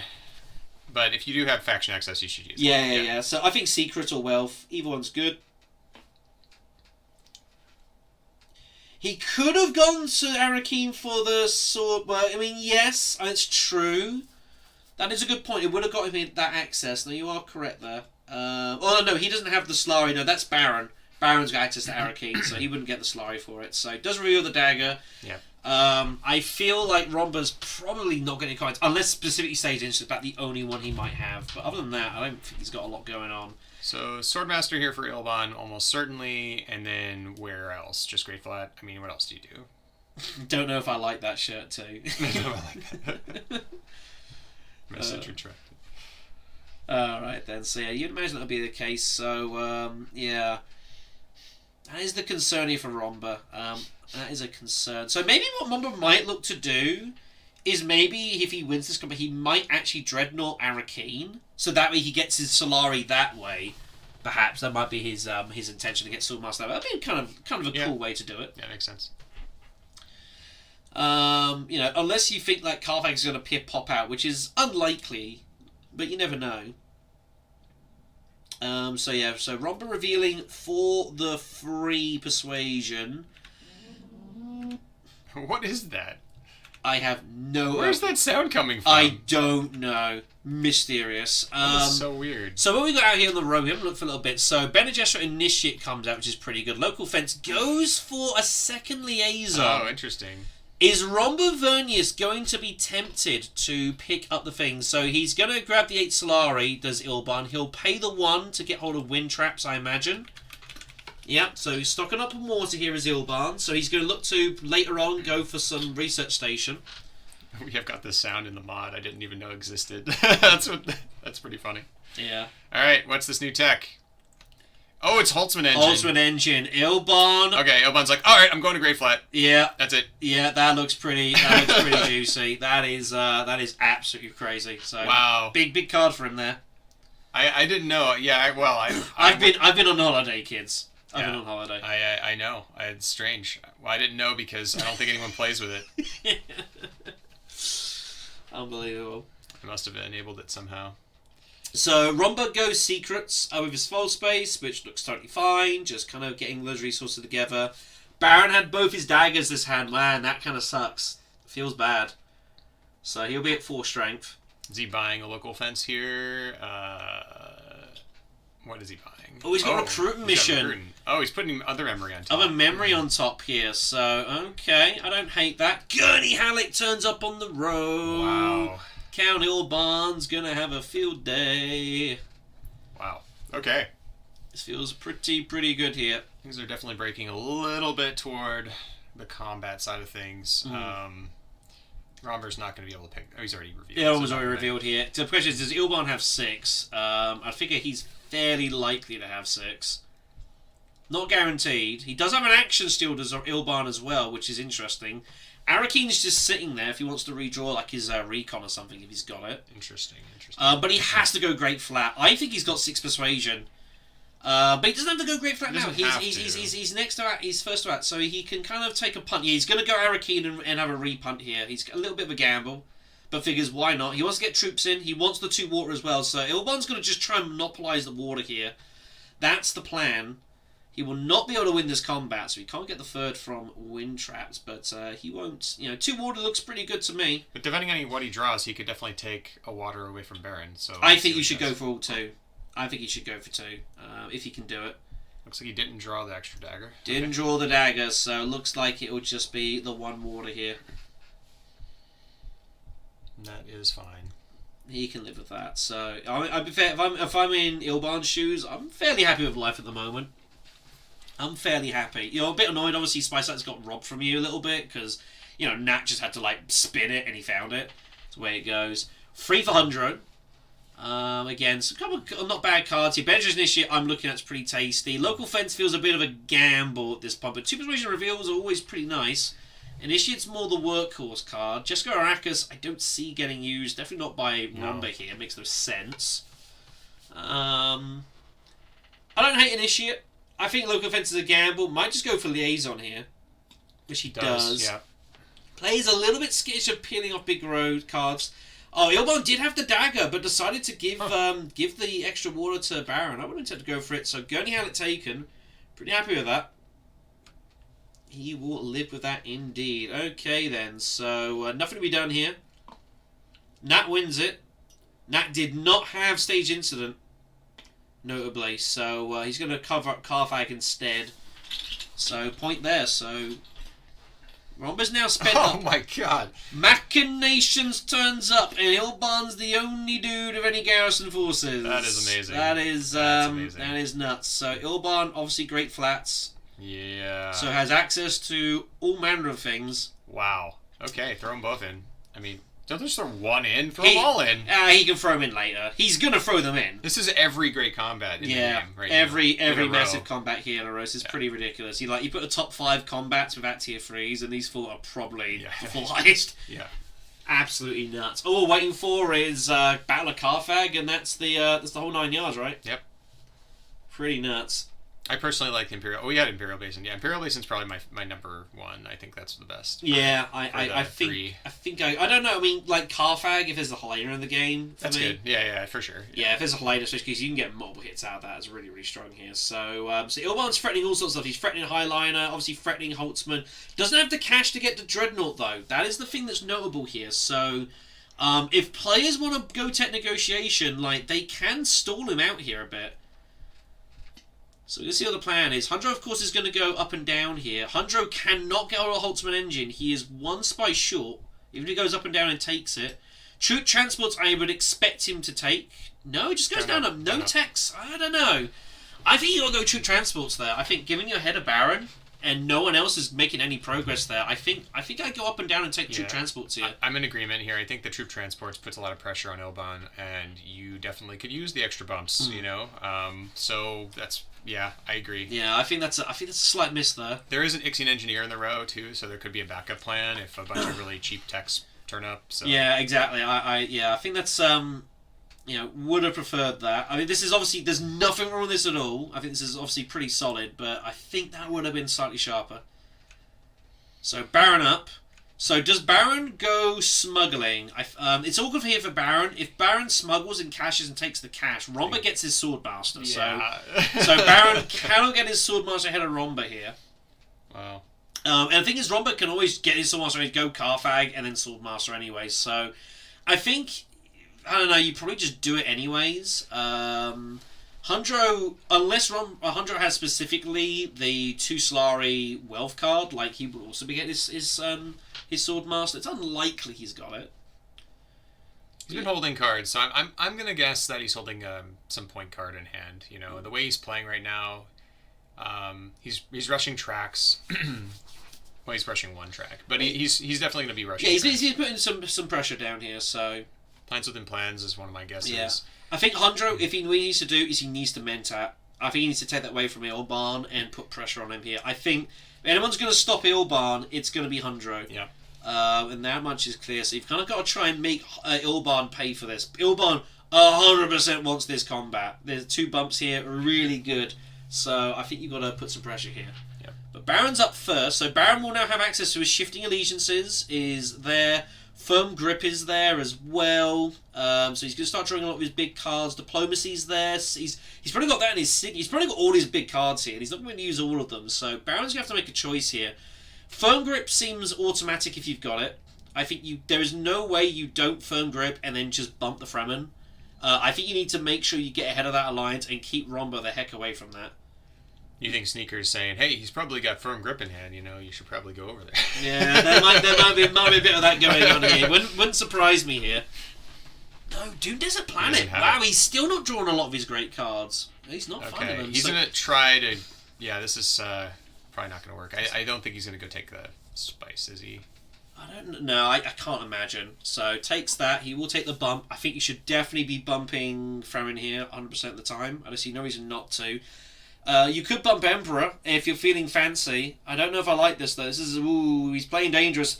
This tells me that he has got Firm Grip, but he's trying to be greedy here, and he's hoping no one goes well. That's what this tells me. Yeah. Yep. So Baron's going for it all here. Well, actually, it might work because he gave the extra Solari. Yeah, well, it's funky now. Yeah, so Swordmaster for Romba. Ilban's got his Menta access, and I feel he'll hit it if he can. So it's kind of weird now. He might get away with this. Hundro will probably be the only person to get in the way if he wants. And does Hundro care that much? I mean, if he does go Wealth, like that gives him his Swordmaster next round. Absolutely. And he'll be the last person to grab it, but he'll be there and ready to rock and roll. And that also cuts off the Baron. Romba's already got his Swordmaster. Hundro even has already got his Swordmaster. I do apologise. Ignore me, everyone. So it's only Baron and Romba that have got the Swordmasters left to claim. A High Council for Hundro is fine too. Like, I wouldn't hate it. It's not necessary, but you could do it. So I think this has got to be Sword. What? Romba Vernius goes early High Council. He's got some intrigues that are saying, if you have High Council, he's probably I two troops. think so. I think he's also thinking he's got spy satellites, and so he's considering maybe like late game turtling and just getting spies. That's why he grabbed two. He's grabbed two liaisons. Yeah, he has 2 liaisons. Yep. Could Romba Vernius have pulled Corner of the Market? Maybe. Yeah. Oh, that would be so weird. If Hundro gave him Corner of the Market? No, I don't think he gave him Corner of the Market, but maybe that second intrigue he drew. Oh, yeah, possibly. That could have been Corner of the Market, which is a really weird spot as Romba, but I'm suspicious now. That is, anytime you see a High Council ahead of Swordmaster, you've got to ask why. And especially you see High Council, and he used his liaison to get it as well. That is very strange. It could just be maybe he's got, he could just have maybe... dispensation. He could have the other one, possibly, maybe, but I don't know. It feels kind of weird. It does. So yeah, Ilban grabbed his Mentat, back to Hundro. Yeah, very, very curious move there. What do you guys think? Does he have Corner of the Market? Is he just thinking, I got Splice Satellites, I'm gonna basically think I'm Helena for this game? I don't know. Hundro up. Hundro, I think, looking steel suits here looks pretty good. No, he's going convincing. So he's getting rid of his assassination mission now for the cash. Again, he's already got his Swordmaster though. High Council's blocked. I'm starting to think that he's got a war chest in hand, honestly, because the way he's playing with high Solari, he doesn't really need that, but. Yeah, I mean, he's fine. It's fine to have Solari. What else is he gonna do with it though? He doesn't have the appropriate. That's Ilban, so I'm starting to think that that's what's going on here. All right, Baron to act. Baron's gonna shift and is gonna get. No, Romba has not played an intrigue yet. He still has whatever he started with here. So, well, Baron's getting his Swordmaster. He's willing to go at shifting for it. He played shifting for nothing. He's just getting his Swordmaster. He doesn't have another green symbol. Okay. Yeah, so that's a little. He kind of hates it, but I don't. I mean, I don't know. It's a tricky one. The problem is, you got Hager Basin. I mean, I don't know. I think getting the Swordmaster now is okay. Mm-hmm. I don't hate it. I actually think I would have just shifted. I don't know if that's that valuable. You can always get it right before round 3 or the level 3 conflicts, and that'd be fine. Come through, okay? Okay. Yeah, just making sure. Yeah. We are dropping some frames on the visual side. The order doesn't seem to be impacted though, so we'll. So it's a little bit spotty here. We do apologize. Again, fortunately, we're only playing. We're only reaching this, so it's not too big a deal. No one's mentioned this massive the frames we are dropping some. So okay, we'll sort it out before the next game. Yeah. Apologies for everybody. Hopefully, it's smooth enough, and that you can follow what's going on, and you can hear us okay.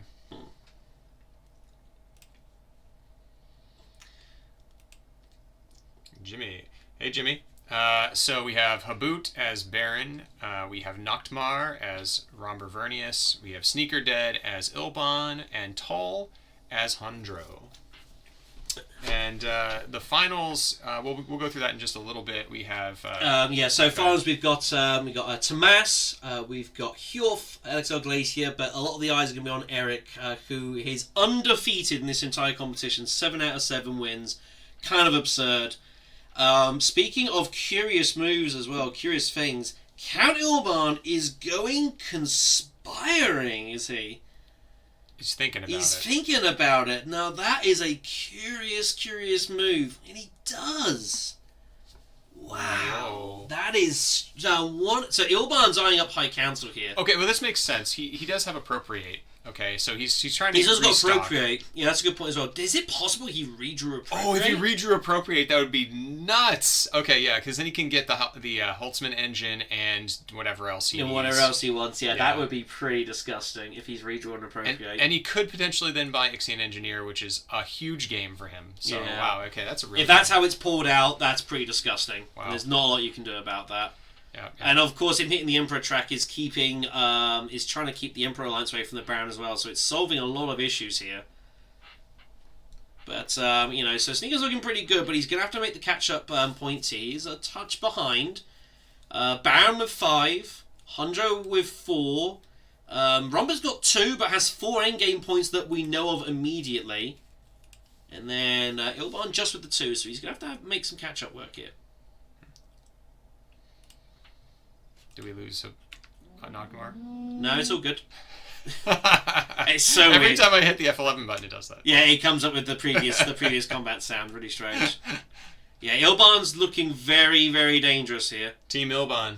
It's looking dangerous. Ilban's about to get out of control. If that happens, I mean, I think Ilban might take it, but you never know. So Hundro Carfax gets himself another intrigue here. He will be able to bump here now. Hundro's got it. Now, is Hundro going to chuck this in? If he doesn't, that's basically a concession saying he's got nothing to fight with here. No, he doesn't bother. So Ilban's going to get these bumps here pretty much almost free, which is kind of scary. Unless Hundro's trying to sucker him in here, saying, I got nothing, and actually does have, like, ambush or something, or tactician. Maybe he's trying to double play him here. I think it's unlikely, but, I mean, who knows? He might also have second wave. That would be pretty uncomfortable. Second wave here would be pretty gnarly, and it's kind of hard for Ilban to know, so Ilban's going to have to do a bit of guesswork here. That's a good note. And the Baron's going to be thinking about what they're doing here. This is kind of an important play for the Baron. So appropriate is it's yellow and green access, right? Yes, yellow-green access. So he would love to go Haga Basin. And the person that could block that is Baron, yeah. because Romba's out of action. So, and I don't see why Baron would want to go Haga Basin a Oh, lot they're of the shifting, time. but yeah, they're not going to do that. No. So he's going to go Recon here. Is he going Siege? Is he going Research Station? Eric's in-game name is Eric. Eric 55 yeah, something, yeah. He also on the Discord is iPampster. Oh yeah, iPamps. But Eric 5518. So it is Siege for Baron here. So Siege is absolutely loading up on water here, but he's going to have to justify this. So I want to go get in this water here, but I mean, basically that's saying, right, I'm going Research Station, which is kind of weird for Baron. Baron's got to decide what he wants to chuck in here. Does he go in heavy? The problem is, this is really, I think I don't like this comment for Baron, because like second and third place, he's already got so much of it, so I'm not a huge, I don't know, he's going to have to justify all this water here. No, nothing Bene Gesserit for Ilban yet, but it's coming. 7 by for Romber. This So, makes a lot of sense. Romba's going to go for the Ixion Engineer, which makes a little sense. Freighter Fleet turns up as the next card, which is fine. I don't think it's great for Romba, though. Romba's already kind of set his stall out. He's going to try and pick up a Spice Must Flow somewhere or another here. So, you know. What does Ilban have? This is the big reveal. Did he Ilban's redraw? got to get dudes in here. He's got to get dudes in. If he's got Appropriate, it's pretty disgusting. That's the question. Does he have it? If he's drawn Appropriate and refound that early, like that is pretty hideous, but you'd think he's got it. Oh, no, it's Gurney. No, he's got Gurney instead here. So he's going to go Research Station. So he's going to start drawing cards. He's looking for some spice. Holy moly. And he'll be able to chuck dudes in. Okay. Yeah, I think I'm on Team Ilban right now. Yeah, Ilban's looking dangerous here. He's got to get his 2 extra troops from Gurney. So Ilban's going to be able to get hold of that. Or he drew crap. Is he signifying that he's not drawing the Spiceless Flow? Wow. Could it possibly be? I don't. 1, 2, 3, 4, He's got 5, 8. 6, He's 7. got 7 cards. He's not guaranteed to have it, but I mean, there are worlds he doesn't find it. Like, surely he's got it though. As he's drawn both his daggers or something. Yeah, I don't know. Okay. He could have, yeah. Yeah, there are worlds. We'll see. He could So have 7, yeah. he's only going to put in the 3 here. So he figures that tells me he's got a lot of daggers. Oh yeah, agreed. I think he's got a lot of daggers here. He may not. He may have like 8. If he's got 8, that's kind of. I guess it is what it is. It's a big break for the rest of the table. He's only got 8 here. He's doing the maths. Appropriate only buys for one, right? Only one. Only buys for one. No, it is a 2 persuasion reveal, I think. As a Magic player, seeing someone drawing after... Yeah, I agree. You should always draw first. That's why I agree with you. Draw first, see what happens, then make your decision. Yeah, I 100% mean, of the time. it is what it is. I know what you mean. But there's no, like, unless it's like it's specifically like taking cards off the table. I mean, you can do it in whatever order you want. Like, you should definitely draw your cards before you do any actions, get max information. But ultimately, the only person that loses the advantage there is the person doing it. So. Well, he did draw before he committed to the combat, but yeah, I mean... Yeah, it's a thing. So, Ilban or Hundra even reveals for free in the dagger. The dagger, I don't know if that's going to make much of a difference here. What does he buy? Freighter Fleet looks pretty good, but I'm concerned. I think Hundra's deck is a little big. He has been buying a few cards. So, like, I would like Freighter Fleet. Yeah. But if his deck's a little chunky, that's a little concerning. Wait, who bought Assassination Mission? He did. Oh, he did. He's already got trashed okay. that. But no, local fence it is. So I think he figures, I've got a load of money, I'm going to look to get some spice out of that. Yui turns up. I don't think anyone's going to buy. Yeah, sad. Dr. Yue. Better in original, dude. It's okay. Full persuasion for Ilban. Oh, Baron. that's a Baron even. That's a sad hand. That's kind of a sad hand, that. Yeah, that feels all kinds of terrible. Full persuasion. It's a bad board for 4 here. Maybe Light Initiate. I don't hate. Yeah. I think it's fine. Space Travel picks up next here. The row's got very cheap now. So, this is the thing, though. Mark. When it's... Oh, no! Lady Jessica's turned up for Ilban! No! Oh, he had has 8 2, 4, 5, persuasion! 6, 7, 8. Yeah, he had 8. And he's giving him Jessica. What? Oh, no! Oh, my God.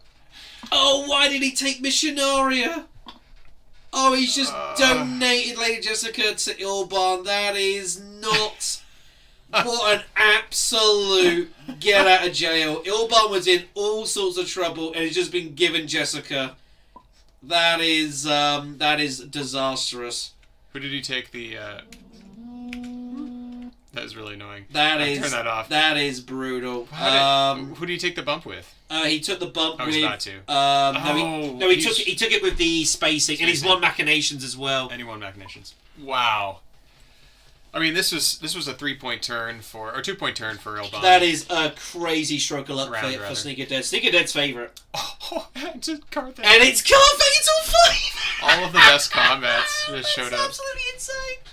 Oh boy, I've never seen like this. And he's stacked in the garrison. Just as a recap, Baron's sitting at 5 points, Hundro at 4, Ilban at 4, and Vernius at 2 plus 4 that we know plus of. 4. Yeah, so we have to pay attention to the good old spy satellites.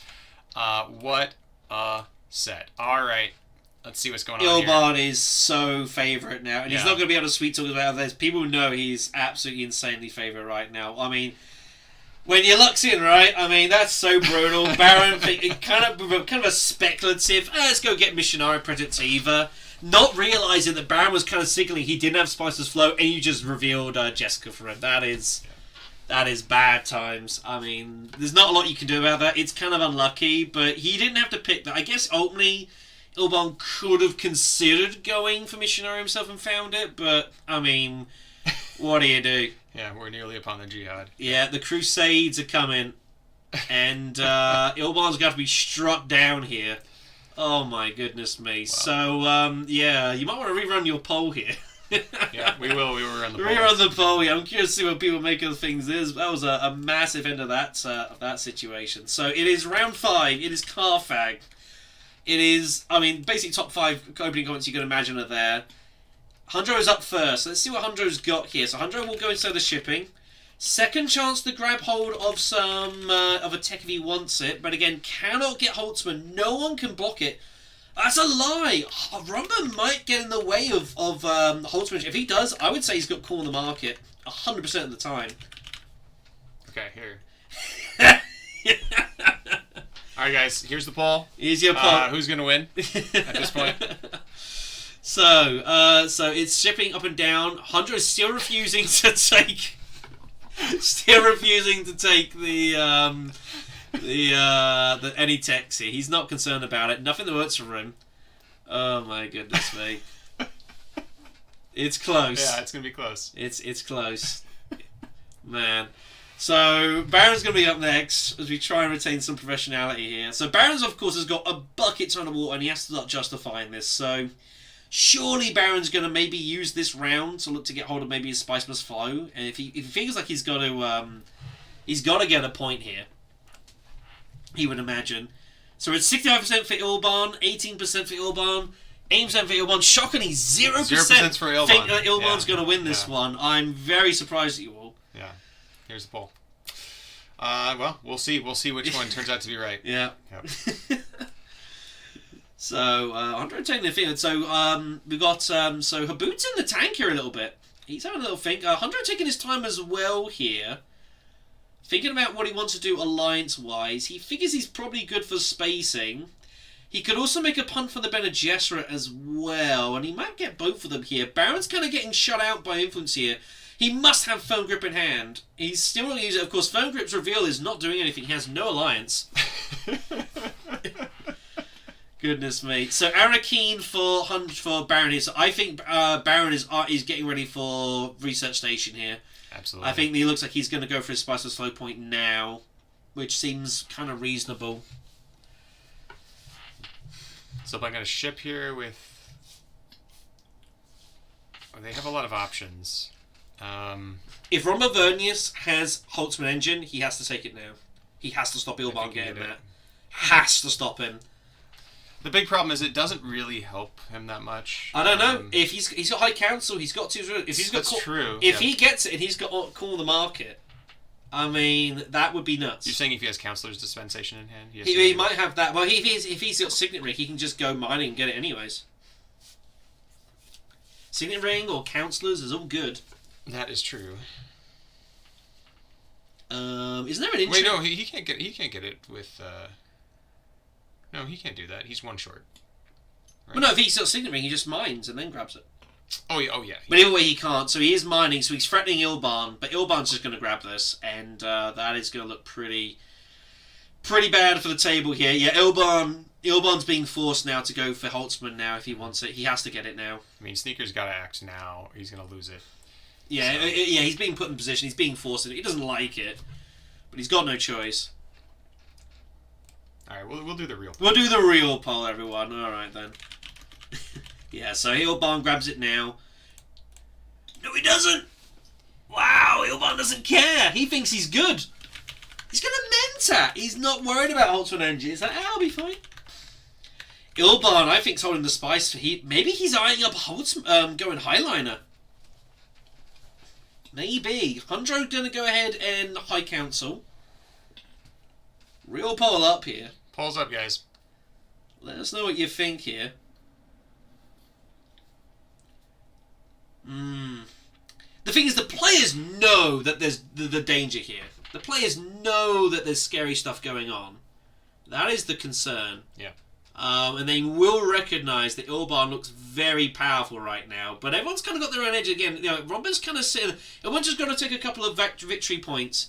The problem is for Romba is there is no alliance he can go for anymore. Like, it's kind of late for him to barrel the Fremen, I think, now. He's left it too late, so... and if you're going to spy satellites, you kind of need to get an alliance still, especially in these higher end games. And I don't see how he's ever going to get it now. Yeah, Highliner looks pretty good for Ilban. I think we will see it. I think we might see it this round. For sure. His garrison's a bit stacked though, so maybe he's kind of waiting to see what's going to happen. It's not a best of time. His garrison's really heavy. Spice taken for Baron, so obviously prepping up shifting allegiances. I guess the question is, if Ilban has a nod toward buying more Spice Must Flows, then... I mean, you definitely want the Holtzman engine here, especially if he has Corner of the Market. If he's got that, you just got to go all in on it and hope it all works out. And just basically go all in on endgame VP. I mean, you think, like, if he has Corner of the Market, he has most of my foes, he's going to have, in theory, 7 endgame victory points. Can you imagine that? He can't hear us. Yeah, he can't hear us, don't worry. And there's a slight delay on this. It wouldn't matter anyway.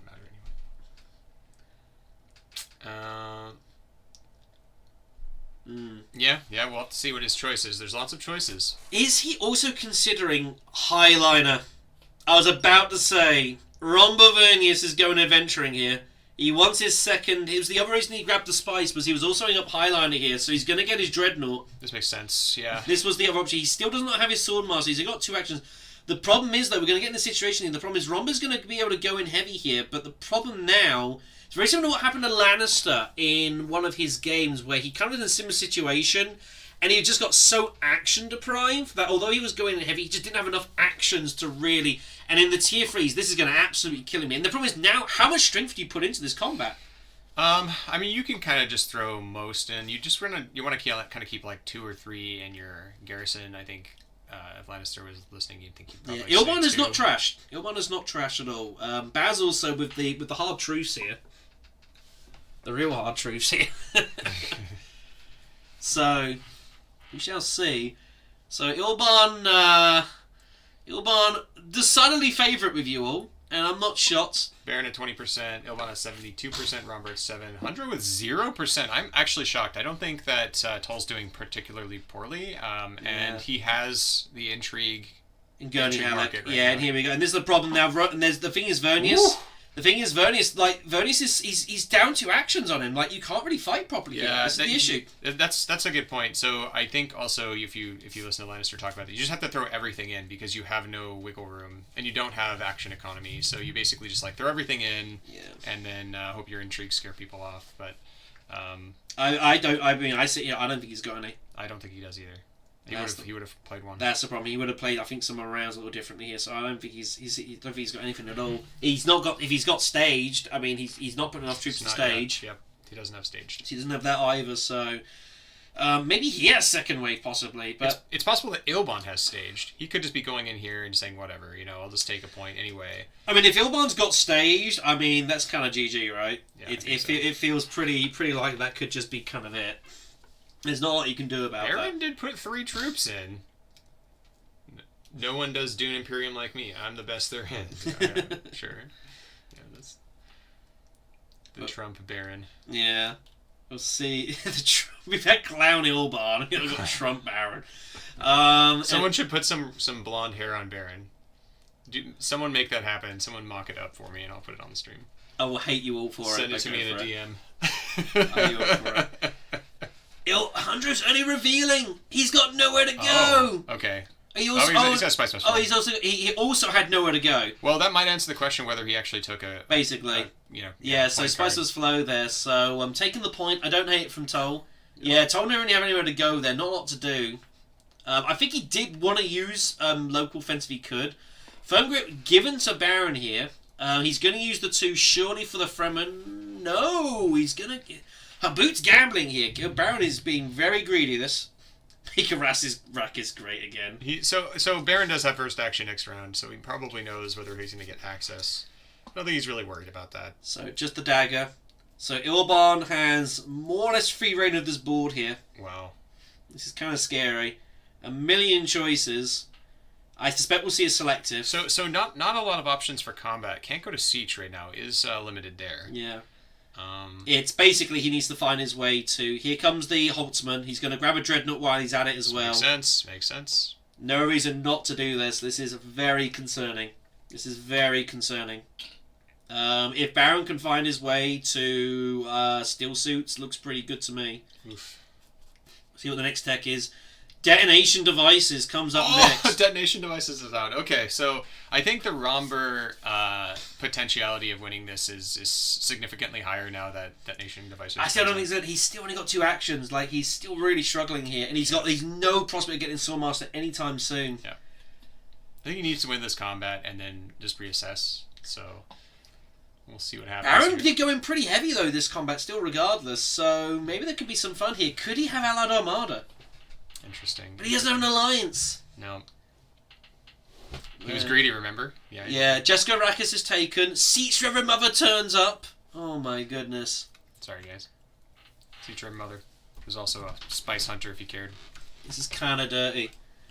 So Ilban can do kind of ish whatever he wants. He has full free reign. Everyone else is revealed, so no one else can do anything here. I think if Ilban can get the spice of slow point, he's kind of got to. But he really wants to win this combat here. He's anxious about letting Romba win this. He figures if he Yeah. can win this and deny that point, it's better than hating the Spice Must Flow, and I would argue it's probably correct. Yeah, it's going to get him a point either way, because if he goes still suits or Hardy, probably Hardy here. I think if you've got Oh, Hardy... he doesn't have it. He doesn't have it. What's he doing then? Shipping? It's all he's got is smuggling. Can't go. There's to literally... No. No, he doesn't have it. He's going to find... He'll click it and he'll realise he can't go there. It's ingrained in the mod. It's ingrained. Oh, good. Thank God. Yeah, they changed that a little while ago. If you don't have the 2 persuasion... So he's missed that, and now he realises he's in trouble here. Uh-oh. He realises he's in trouble. He's got no infiltration then, so it's just smuggling. That's all he's got here. No, he's going to take negotiate and just put a negotiator down. So I think he's going for the Spice Must Flow then is what's going on. Okay, yeah. Which is fine, but I don't know if he's going to be able to win this combat here. Romba might get lucky here. Sneaker possibly misplaying, couldn't realise he couldn't go to Siege, and he might get a point out of this. Yeah, throws a lifeline to Nachtmahr, so that's going to be... If not wins this combat, like this game is on, so there he goes for the guaranteed point. Did have appropriate, no money to use of it. He technically did at the beginning of the round, but he chose to do it a different way. So here we go. This is massive. This is absolutely huge here. Does Sneaker have combat here? Habboot, I don't think will play. Nat will pass. Does Sneaker have anything? That is the question. And does Nat have something to respond? Oof. If Ilban's got it, he kind of has to do it, I think. But it doesn't look like he does. He's thinking about it. It's got to be two intrigues or nothing. He declines. No, he declines. So Nat gets a massive point here. That is a huge thing. Gets control of all the land space as well, which is kind of neat. Yeah, that's a Brucey bonus. He won't get any troops for this. Everything's out here, but it is covered in yellow. I don't see it very often. So massive point here for Romba. That keeps him in the game. And that is huge. So here we go then. Round 6. Tier 3's loom. It is more victory points. This terrible purpose. Okay. Oh my goodness. But the victory points have been spread around mostly. I mean, so we've got Romber with 2 and one for the Baron. So it's not like one person running away with this. So. Oh my gosh. It's pretty close, actually. So much combat rewards in this one. It's pretty disturbing. So it is Baron up first. So how is this going to break down here? I think we're going to see some shenanigans this round. How is the plan here? What's the move? So Baron's got shifting, I think. Yeah, I think they drew shifting this round. That's been 2 rounds, so They've yet to use it, and the Emperor Alliance is there, and surely they want to get hold of that for Fremen, right? For their firm grip, like an end game attempt to like get a Spice Must Flow somewhere. I think you've probably got to do it. You kind of got to do it early. You've got to do it before Ilban could do anything about it. If Ilban's got cards to recover and get the 6, that's just the way it goes. I think you've kind of got to do it. You are sacrificing a bit, though. He's also going up Fremen, thinks, well, Fremen's just an easy point. But if you think Ilban's your big competition, then you've got to block Ilban, and the way to do that is to take the Emperor Alliance away from him. And if Ilban, even if Ilban can then take it back, you've still slowed him down. So I think if you got shifting, I think you got to barrow Emperor Alliance pretty much every time here. and it might work. Yeah. It might. Sometimes you just get the alliance and it's yours, and sometimes like he gets it back, but at least you're having to use his resources to do so. Mm-hmm. If Ilban gets free reign in this game at this point, like he's probably just going to win this game. He's still favourite. I don't think he's as strong a favourite now as he was, say, a round and a half ago. But he's got Jessica, he's got Mahayam. There is a lot of scary stuff. People are going to start discarding cards as well. And again, remember, Mahayam goes to Emperor. So I think there's even more reason you've got to do it now if you can. But he might not agree here. I mean, even just going great flat, I mean, that opens up highliners. I mean, just opens up all sorts of dangerous stuff. I don't know. But Baron is in no position to fight here. Everyone else is ready for some combat here. Baron's got nothing. But Baron doesn't really have really good reasons to kind of isolate himself and just go slow. He's kind of not really got a deck for that. So Baron's in trouble here. I guess Baron could hit up, like, Great Flat and then just throw everything in. I don't think that's going to work, but they could try to test Ilban and make them throw a bunch of stuff in. It weakens them for the next level 3. Yeah, I don't know. That's a tough one. I think we shouldn't count Hundra out either. I mean, Tall's been playing very solidly, and there's still the intrigues we don't know. Right, so he's just shipping. So that is it's a bit worrying. Huh. It's a bit worrying. I don't like to see that. That makes me a bit concerned that Baron's not got a good deck here. Baron's deck is not amazing. Bear in mind, of course, that he's not trash anything. So he's still stopped running all his starter cards here. He's not trash anything. Ilban is not There's trash anything there's either. been only person that's trash anything has been Undro, amusingly. It's kind of weird. Let's see how that works out. It's Romber to act. Romber definitely wants to get their Swordmaster this Romber's round. got to Mentat, I think, first. I think you got to keep it away from Ilban. You've Oh. got to. If Milban just gets Mentat, he's just going to start printing Spiceless Flows. With Jessica and everything, I Yeah. think you've just got to do it. I think there's little thing that you've got to deny him that and slow him down. Yeah, I agree. It's not what you want to be doing as Romber. You want to get the Swordmaster this round. That's very important. So actually, I think going to Wealth might be the play he's going to make. Mm-hmm. But yeah, he does have to slow him down. I don't know how he's going to get the extra Solari though. That's a big question mark for me. Well, the problem is, I mean, you're in this weird spot where, like, obviously you don't put that Swordmaster, which in a weird way means you don't have to get it. Yeah. If you can just survive a Mentat, you should probably just do that. And you can survive a Mentat for 2 rounds. There's nothing Ilban can do about it. So I think for me, it's Mentat this round, it's Mentat next round, and you just kind of hope this works out here. But he's going to decline. See, this is the problem though. Romber's going to throw a load of dudes here, but again, you're so action deprived, and Bilbon just goes Mentat, and it's like it's so good for him here. So it's also weird because this is just not actually a point. It looks like he's getting a point, but he already had that point with Spy Satellites, so it's kind of weird. Yeah, and he just goes there. That's draw Mentat, four. Just draws 4 cards. 4 cards. Draw 4 cards. Mugmelheim's coming. I mean, yeah, this is a real problem here. This is a big I problem. think Romber's had to get in the way of that. I think that's a mistake. If he didn't have access, then fine. But I think if you have access, then you've got to stop him. And I think it's a mistake not to. So discarding cards does tend to favor the combat player a little bit more. I don't know if it's gonna matter in this case, but I don't know. Ilban still has to commit troops. I mean, if he plays Mom, then he's gonna have only. Well, he's gonna have 2 actions to throw troops in, so maybe he'll be able to do it. But it's tough. Yeah, and if Baron was trying to hope to like get Spiceless Flow to like supplement some point income, that's about to be really sucky. Yeah, this is real problems here. I think Romber played his ring last round, or maybe they have it. If they have their ring, then I think that this makes a lot of sense. They could go Great Flat, throw 2 troops in, and buy detonation devices. So that's a big game for them.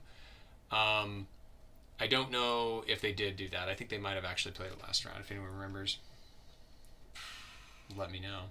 Yeah, this is worrying times, and the table just gonna sit at me. He's just gonna stop. He's just gonna be a pick up pointer. He's gonna get 2 points. This is gonna give him Holtzman engine as well.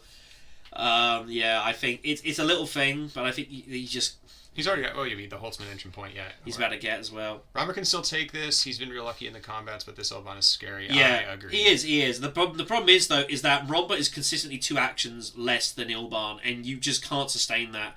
I think he was lucky to win the last combat, but you can't rely on that. Like, if Ilban wants to win this combat, the only thing that's weird here is obviously tier 3s are coming. So, Ilban might get away with winning this point, but he has no prospect if he does of winning the tier 3s, and that's the issue then for Ilban. I think Vernius's plan might be he's going to go for this combat all in, and then next round he's just going to go Spiceless Flow and just hope it works out and rely on end game points. Might be the way he goes. It sucks, but I think that's the way this might go down here. There's no way for him to get access to Highliner. I don't think it'd be With 2 that actions. good. I don't think it'd be that good for him anyways at this point. It'll take 2 actions for him to get 6 spice. So yeah, this is a little weird, and Hundred definitely needs to think about this play. This is an important play for him. Do you go get the point with Emperor? I think that's a fine play. You're blocking some important moves by Ilban. Do you go and draw and trash cards out of your deck? That's not terrible either. Yeah. That also blocks Ilban, though Ilban probably already has Spice Must Flow, so that might not matter as much. But maybe you just want to keep them away from that friendship. Bass says, if nothing else, Ilban is going to be up 2 points this round. That's minimum. Exactly. That's minimum. Yeah, he's you up know, 2. and that is the real concern here. So And notice we had the Baron though stall out again. This happens a lot with Baron. Is they get their 4th or 5th point, and then they just can't close the door. Yeah, that's what I think's happened here. I think Ilban's going to wait. Romba's going to feel forced to go all in here, and Ilban's just going to not get involved, and he's just going to target the tier 3. And it's be hard to do. What Ilban needs to do is he needs to get water, and he needs to get ready to hit Highliner. Potentially, but he doesn't even need Highliner. Like he's got some troops. He doesn't need a ton, but I think that's the probably way this goes here. Secrets for Hundro. I like this. I don't hate it at all. Making a push for it. He's getting more intrigues. Is fine. Seems totally okay. So what we got. Oh, we have a point. Well, he has Chom shares. That's a huge find. Wow, that's why he went heavy Solari. That makes a lot of sense. He found Chom shares. That's a big point. If I was tracking correctly, I think that was that might have been the first card he picked. It was the second card, but I think he moved things around. I'm unsure. I don't know, but that's a massive find. Okay. That is very, very big here. So huge for Hundro. Gets him momentarily into the lead here. Officially. What a find there. Yeah, very big point. Back to Baron here. Now, Baron, what do you do here? You've got all this work. You've got to think that you're about to lose a load of cards here. He's just going to go. He's just going smuggling here. I think he's going to take the spice, and he's going to get ready for Highliner next round, and he's going to maybe just Hail Mary it. He's going to try to take away this Emperor Alliance for sure. I don't know. It's kind of weird though. He's got to take the spice. He's going to go up here. Extra Ilban will not like that at all. He'll be a little worried about this, but he can just go Mahayim just a wealth, and he won't hate that. And he just gives him more Menta access. If Romba's not interested in blocking that, then, you know. But the question now for Sneaker is, does Baron have shifting allegiances or not? That is the question. Romba's going to go research station here. He's obviously about to lose a load of cards, so he's hoping to draw like his daggers or whatnot, and hopefully this all works out. So I really do think Baron has shifting. He's playing like he has it. He's going to go down, back up twice. Romba's got to put these dudes in, by the way. I think he has to take this point. Yeah, he's got to put everybody in. He's got to take this point, and then I would say probably take the point and maybe even consider trashing X-Guild. Yeah. And get them negotiators. That might free up for like Spaceport. Yep, Romber's fishing for Spice Must Flow. He's also hoping to take this combat with the same turn and go up to 6 points. You've got to chuck him in. Like I think there's with the looking at everyone else's garrisons and what's coming. Oh, I don't know. I think you just barrel them in, man. Take the point. It's too important. Here comes Mahayim the Wealth. As said, this is obvious. So players will discard in clockwise order. This is always going to happen. Wow. It's clockwise officially, but Orba didn't lose any. Yeah, his X-Gear. But his X-Engineer is doing a whole lot of nothing right now, by the way. Yeah.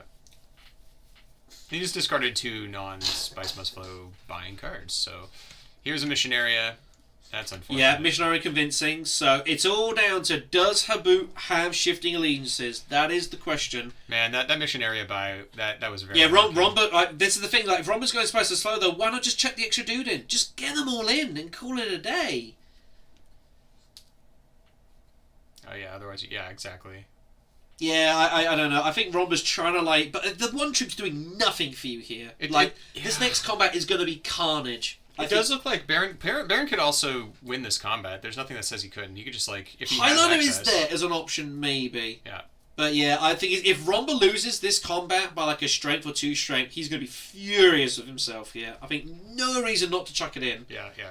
And if you're a Romba player, and I think most Romba players would probably agree, you generally want to have like 2 guys in your garrison. I think that's the best number. Yeah. One is not doing. One is not doing anything. Yeah. Yeah. Just get it in here. The point's too important. It's a finals, man. You've got to just chuck it in. You just guarantee the point. If Denden's listening, he could tell us exactly the perfect number he's maxing out. Yeah. What are the calculations? We'll see. All right then. So it's back to Hundro anyways. Hundro's up next. He has 2 actions still. He's only got 2 cards. If he's got access to selective breeding somehow, I would think that's probably the move, although I don't think he's got access to it. Looks like he's just going to go get some spice here. Yep. Which I don't hate. Don't count Hundro out. He's got a very By the way, lean deck. that's actually kind of bad for Baron if he has got shifting allegiances. That's not great. I think he might have considered going Haga Basin. To keep the 2 water for research station, you mean? Well, the thing is, you're right, Baz, but the thing is, bear in mind, Spice Satellites are endgame victory points. So although he has the points, he can't trigger the endgame because it comes at the end. Yeah, exactly. Yeah. So that's the thing you got to bear in mind. Like, he could have, like, 9 points in hand, an extra 3, but he can't finish the game. Rombo is not finishing this match here. So, Hundro trashes the Spiceless Foe from earlier, or trashes the Spiceless Foe out of his hand, out of his deck, which is fine. So here we go, big time for Baron. Oh, Rombo trashed it. Oh, okay. No, Hundro. Sorry. Oh, Hundro trashed it. So he doesn't have corner of the market. Well, we don't know if Rombo does. He hasn't bought one yet. No, I mean, Hundro does not have corner of the market. No, he did. Yeah, I didn't feel like he did. It definitely doesn't appear that he does. So that's the question now. Okay. Baron Harkonnen, do you have it or not? If you have it, it's an automatic move. If you don't, then it's kind of a problem. It's a problem. Kind of a problem. So there's a cool play with Baron here. They could go to Dreadnought, pick up the detonation devices, and go down and up with the shifting allegiances. So that would be a very, very strong. Yeah, Jessica, Granny, and Gurney. Yeah, and Gurney as well. I mean, it's pretty terrifying. But players like Ilbon's there and nobody, but he has it. He does have it. Okay, it's not Dreadnought though. So okay, this is fine too. So he's going great flat for all the spies here. So Emperor Alliance is going. This is very big for the table. Big moment. This. What do you drop? I guess you drop spacing. Yeah, it seems fine. You're not getting back to into shipping anytime soon. So that is a big steal. Oof. Massive moment for the game here. Huge. Okay, Baron back at 5. That is at 4. That is a brutal move for Ilban, and suddenly the game feels wide open again. Yeah. That is massive. So that was good. Did he have it? Did he not? Ilban could not secure it. So play, Habboot. Yeah. Massive turning point here. Gets Baron back in the game. Baron was starting to fall behind here. That gets him on. Yep. Ilban's now got a chase here as well. This is all of a sudden. This is now open. I don't know if... I mean, Ilban's still looking pretty healthy here, but it's not as clear. I don't know. Yeah, they're going to need some end Romba had a point. He got his 9. So there's one supposed to throw for Romba here. So wow. 5 plus 3. Yeah, I think Romba is starting to take over. Right, Romba's going to try and sneak this. Here comes Gurney. Look, there's 3 cards. Jessica, Mahayim, Gurney. I mean, it's pretty disgusting here, isn't it? Oh, man. Why did Romba not put in the... Why did he not put in the extra troop? Because now Ilban's just going to chuck everything in here. Now his alliance is gone. He feels like he's got to get the point back, so he's going to chuck it in here. This might work for Hundro, because now Ilban's going to go heavy here. Baron's sitting on Highliner Spice. And this is all about to get really wacky here. Yeah, Ilban feels now he has to win this combat. Yeah, he does. Like, if that alliance didn't go, he might have gone either way. He might have waited it out, but now he's lost the alliance. Like, he feels he's got to take the point. So this now changes a lot of things going to tier 3s here. Hundro might like his chance. If Hundro can find a way to get the 6 spice, like if maybe Hundro just goes Imperial Basin and just puts troops in to get 6 spice, cut off Baron from Highliner next round. Maybe that's the way to go here. Yeah. Hundro's got 1 card, and this shouldn't be much of a decision. I mean, if it's... I guess it could be. It could potentially be a decision. Maybe he's thinking about going Conspire here. Yeah, Hundro is also, he's got like points all over the joint here, like with the factions. Yeah. So he could definitely really accelerate very quickly here. He can go to 7 if he gets a spacing, or the, BG Alliance. That would be nice. I'm sure he'd love that. He doesn't really want to draw more cards this round. Yeah. Hundred's got to make a choice. He has to make a choice. The problem is he can't control getting Highland. Like, he can go Imperial Basin and throw dudes in. But Baron's got no actions. Baron's out. Baron's out of actions. So I think Hundro, if he can go Imperial Basin, maybe he has to. And if it's a good tier 3, you just barrel in with Highliners and make it all work. But does he have access? He's going to be redrawing. I think only Diplomacy and Guild Ambassador gets him there. His deck's a little chunky. So you're kind of hoping you find it. If you don't find Highlander access, what are you doing with the spice is the question. That's the issue here. You need a backup plan. Oh, he had Dispatch! Where's he going with this? Oh, this card's so good. What's he doing with this? Is he going... Oh, I think I would have kept that. But he had no access to spice. I have no idea what he's selective? Inspire? Wow. Okay. I don't know if I like Conspire here. He's thinking that maybe Still restocking is good. suits just a point. He's ahead. He's at 7. All right, so Hundro is technically ahead. He is ahead. He is leading. But he's behind Romber if the game were to end Conspire right is a point, but you could probably go Wealth later. I don't know. I think I would have heard that. Look at this forecast for Billbond. It's disgusting. Yeah. And he's gonna get detonation. He's gonna get detonation devices. Oh boy. He's gonna get detonation, and he's gonna get his point back this way. Wow, Sneaker. And all of a sudden, he's looking pretty tasty again. I have no idea what's happening here. So he's just going to chuck them all in. Oh, man. Still kind of wish Rombo chucked them all in here, but I don't think it's not going to make a difference here. So Ilban's going to get his 2 points back. Ilban's running all sorts of way. Horror Projector's next tech, pretty good here. Doesn't have enough for the Spiceless Foe, just the 5. He's nowhere near it. He used all his 2 persuasion cards there. I mean, he's got 9 persuasion on his agent box, for goodness sakes. Yeah. I wouldn't about anything here. This is he's fishing. He's fishing. He's fishing. So voice taken, freighter fleet taken, but I agree. I don't think I would have bothered taking anything at all here. What's this? What's this doing? I don't know. He's bought it. I don't know what's doing over there. I've no idea. He's preparing to trash it, I think, is what he's doing. But Master Tactician for Romba, so he's going to get some dudes back here. So he had Tactician this whole way. Oh, if he put the extra dude, he could have gone for it and charged Ilban price here, but he just lets Ilban have it. So Ilban's going to be back up to 7. Goodness me. 6, right? He's going to get a point for terrible purpose as well. Yeah, he took it already. No, that's is that it? Yeah, that's it. He was at 4 points. Oh, he took it very early. Okay, then. So Ilban has not paid for detonation yet. He's retreating 3. Oh no. Oh, Ilban also had Tactician. Wait, why is he putting him in his bowl? I don't know what he's doing. Wait. Yeah, don't they go into the garrison? He doesn't have staged. Yeah, I have no idea what's going on here. And he's being told into the garrison, buddy. Ilban is doing all sorts of funky stuff here. I love that sound. We're gonna keep it. So Ilban's going to be back up at he's going to be at 6. Hundro 7. Dreadnought's gone. Baron at 5. And Romba with 5 plus endgame. So it feels kind of cheesy, but Ilban's looking very dangerous here. We go into it, and it is economic supremacy. Well. We had all the victory points show up this game. Oh my goodness gracious me. There was only one combat that wasn't a victory point. And that was the Skirmish, and that was still the Solari, but which is probably better than the point. Sorry, 2, then we had the Machinations. Machinations, which is probably better than a point. Wow. Okay. Absolutely loaded combat deck here. So it is Romba up first. Baron is eyeing up Highliner here for surely. Absolutely eyeing up here.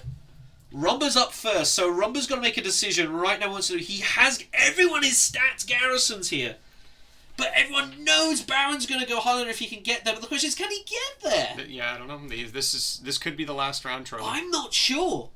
I don't know if this is last round. We might see another one. If Baron gets it, it's definitely not the last round. Yeah, and Baron's favourite going into it initially, but he's only got one intrigue. It could be the last round if Hundro buys Spice Mist Flow and also manages to get 2 points from the tracks. That could happen. Robert goes Mentat now. Should have done this last round, but never mind. But at least it's done. So Ilban being stalled out a little bit. He is being slowed. He will not be able to wait everyone else out here. Makes you think that Romba's kind of looking to see what happens. I don't know if Romba knows if he wants to get involved yet. Does he need to pay 2 Solari for his detonation? No, he paid Spice.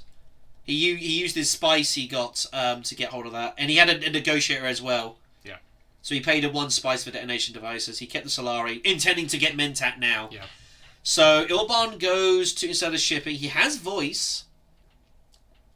Yeah. Voice is a good pickup. He has voice. He found it immediately, which is pretty nice. So the question is, where does it go? I don't think... I suspect this is the only way he could get there. He wanted to keep this for later. Oh, yeah. He wants to use a different card here. If he's got access, he has to use a different card. He wants to keep voice, but the thing is, now they know he's got it. You remembered, thank you. Man. Yeah, we can't manipulate because we're gray, so we can't move things around for them. I But think that's do fine. you want to get one last poll up here? Okay. I'm curious to know what people make here. I think one last poll here to see who people think is going to win this. This has been a very all over the place game. Oh, actually, who's gonna win it all? Oh, is Ilban not shipping? He's undecided. No, he's going to go through with it. I think he kind of has to. Not.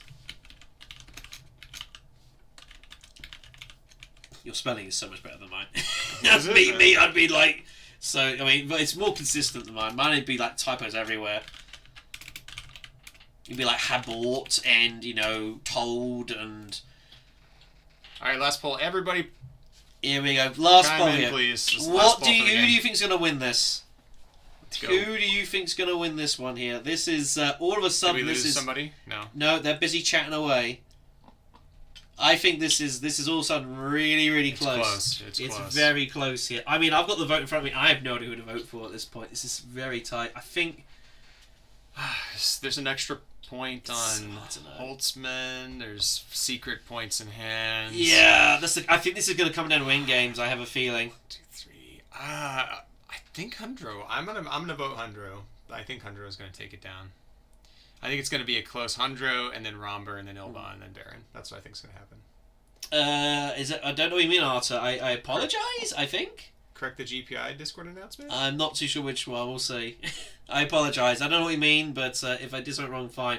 He's going to appropriate instead as Ilban, so he's really thinking this through here. So he's going to go appropriate instead. I think he sees hollow projectors, and I think he wants a piece of it. Or he's going to go troop transports, maybe. What is going on here? He's stalling out. Oh, he's going to go spaceport. So he's going for the Spiceless Flow this way. He's going to grab cash instead and use appropriate to buy it with the cash. That's the problem here. And the new tech is artillery. Artillery is next. I don't know how relevant that will be. No one's really set up for that. There's not been a lot of swords out this game, so I don't think it's huge. I don't think it's going to be a huge... I don't know if any of this stuff's going to get taken here. Apart from like a desperation hollow projectors is probably about it, really. But I don't think much else is going to be here. Snooper for Hundro.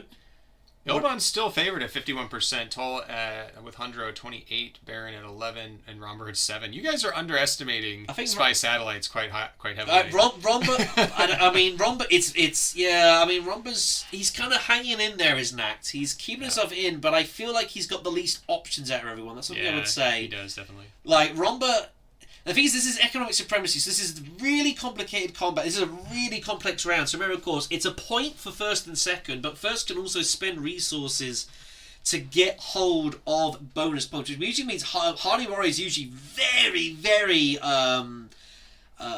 what's what I'm looking for here? Very good to use because the Warrior you don't spend. You can use it to get troops in and keep the other resources to pay for extra stuff here. So Hardy Warrior is usually very nice.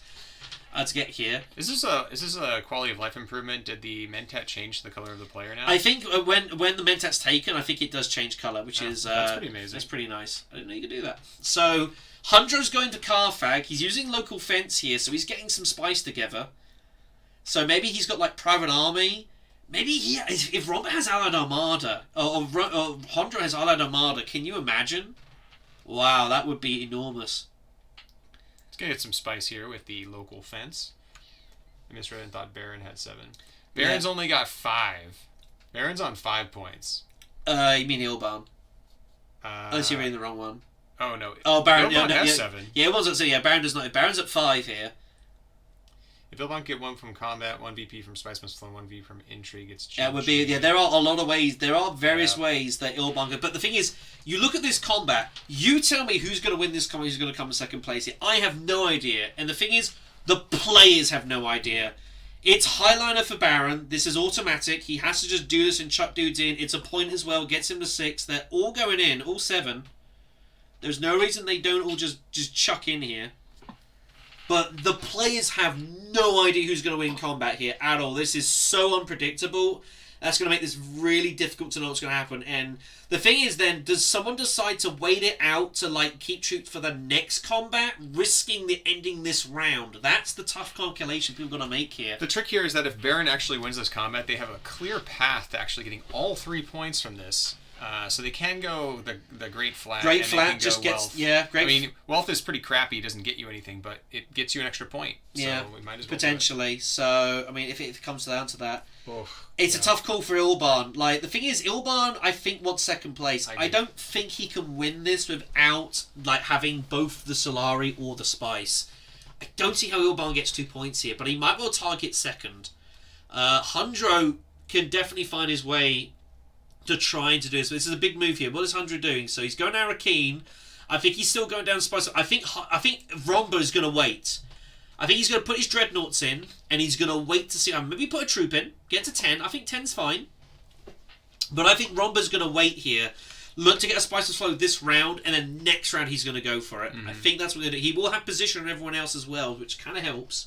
Potentially. This is smart from Nachtmahr. You just want to get second place to push everyone out of combat. Yeah, there's going to be a mass. Everyone's going to go in for second here. Hundro might wait, though. I mean, that's also potential. It's so hard to know. This is so complicated.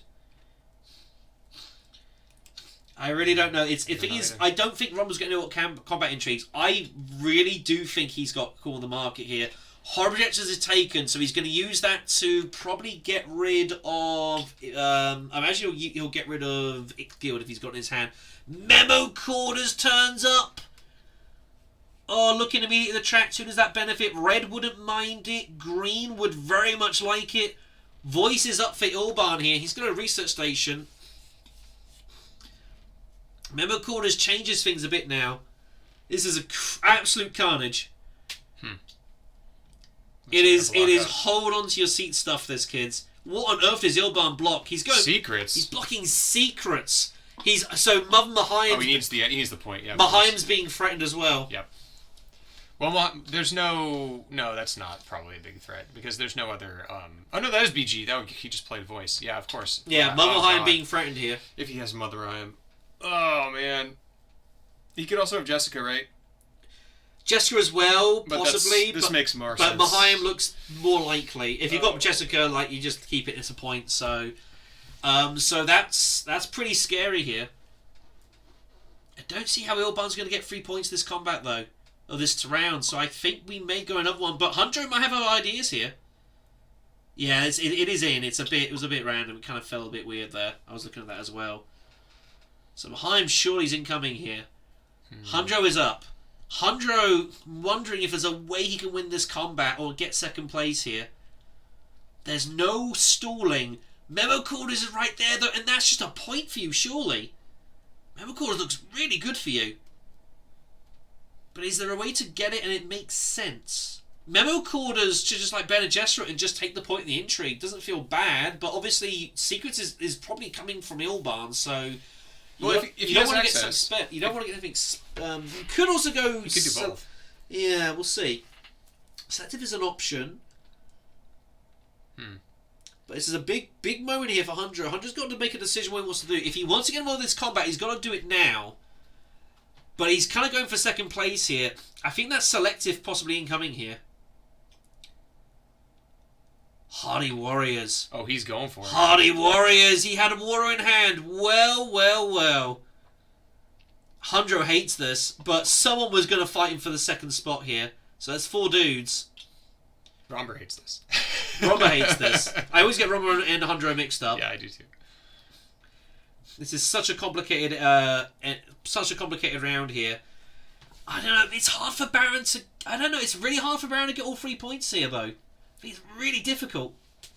Memo Quarters is there for Baron. He can just Memo Quarter and get hold of his Bene Gesserit point. If there's a Sleeper Must Awaken and Hundro ends up getting second place here, that's it. It is over. That would be kind of shocking. Wow. But Hundro's still got actions in hand here. And Hundro still has Spice Allies. Remember, Hundro's got 3 points in the bag that we know of. So he's effectively at 8. Romber. Damn it. That's okay. I blame Paul Denon. Blame Frank. Blame Frank Herbert. Damn it, Frank. No. Wow, this is a really. It's always economic supremacy. Is always the complex. That's why I love economic supremacy. It's so complicated. It's not just 2 victory points. Like, people have got to resource manage. They've got to reckon, can I win it? How expensive is it going to be to win it? Is it worth fighting for? And there's lots going on with the faction tracks. Yeah, Baron really has to do something. He's got to get these. I think full Baron points. probably might. I agree. I think Baron is going to come to the conclusion that he thinks he's only got 6 points. This is his swing round. And I think he's going to convince himself he's going to do it. I mean, he can definitely secure 2 points. You would think, but he's only got 1 intrigue. And if that's on a battle intrigue, that feels horrible. I think he's holding firm grip and deciding whether he wants to keep it in hand for the reveal or whether he'd rather just go get some Solari. But I think if you got firm grip, I'm still going tech negotiation, taking memo quarters, and then paying the Solari for the bump somewhere else. Yeah, that's just 2 points. Yeah. That's just 2 points. I think that would be the best use for firm grip here. I think saving it would be nice. Bene Gesserit Initiate comes out here, so that shakes me. He's going Spice. Yeah. So that tells me he's going Haga Basin, I would imagine. I think you. Oh no, he is going to go memo quarters. He's too drawn by it. Memo quarters it is. It'll cost him a Spice. So he's just going to take the point here. Sonic Snoopers is up next here. Oh boy. There could be a Hail Mary here from someone who figures I'm in some trouble here and I'm just going to grab it and hope it all works out. There's another point for the Baron with the Fremen. But Fremen, Spacing Guild. I think you've already got to go Fremen, right? But the water's no good. Like, it doesn't really do anything for you, the water here. That's true. But I guess you just go Fremen. But it's a point that you could lose. That's the only scary bit. The Bene Gesserit point is safe. No one can take it away from you. The Fremen point could be. So it's a little risky. But Habboot has kind of taken some risks here. But he figures he's going to play it safe here.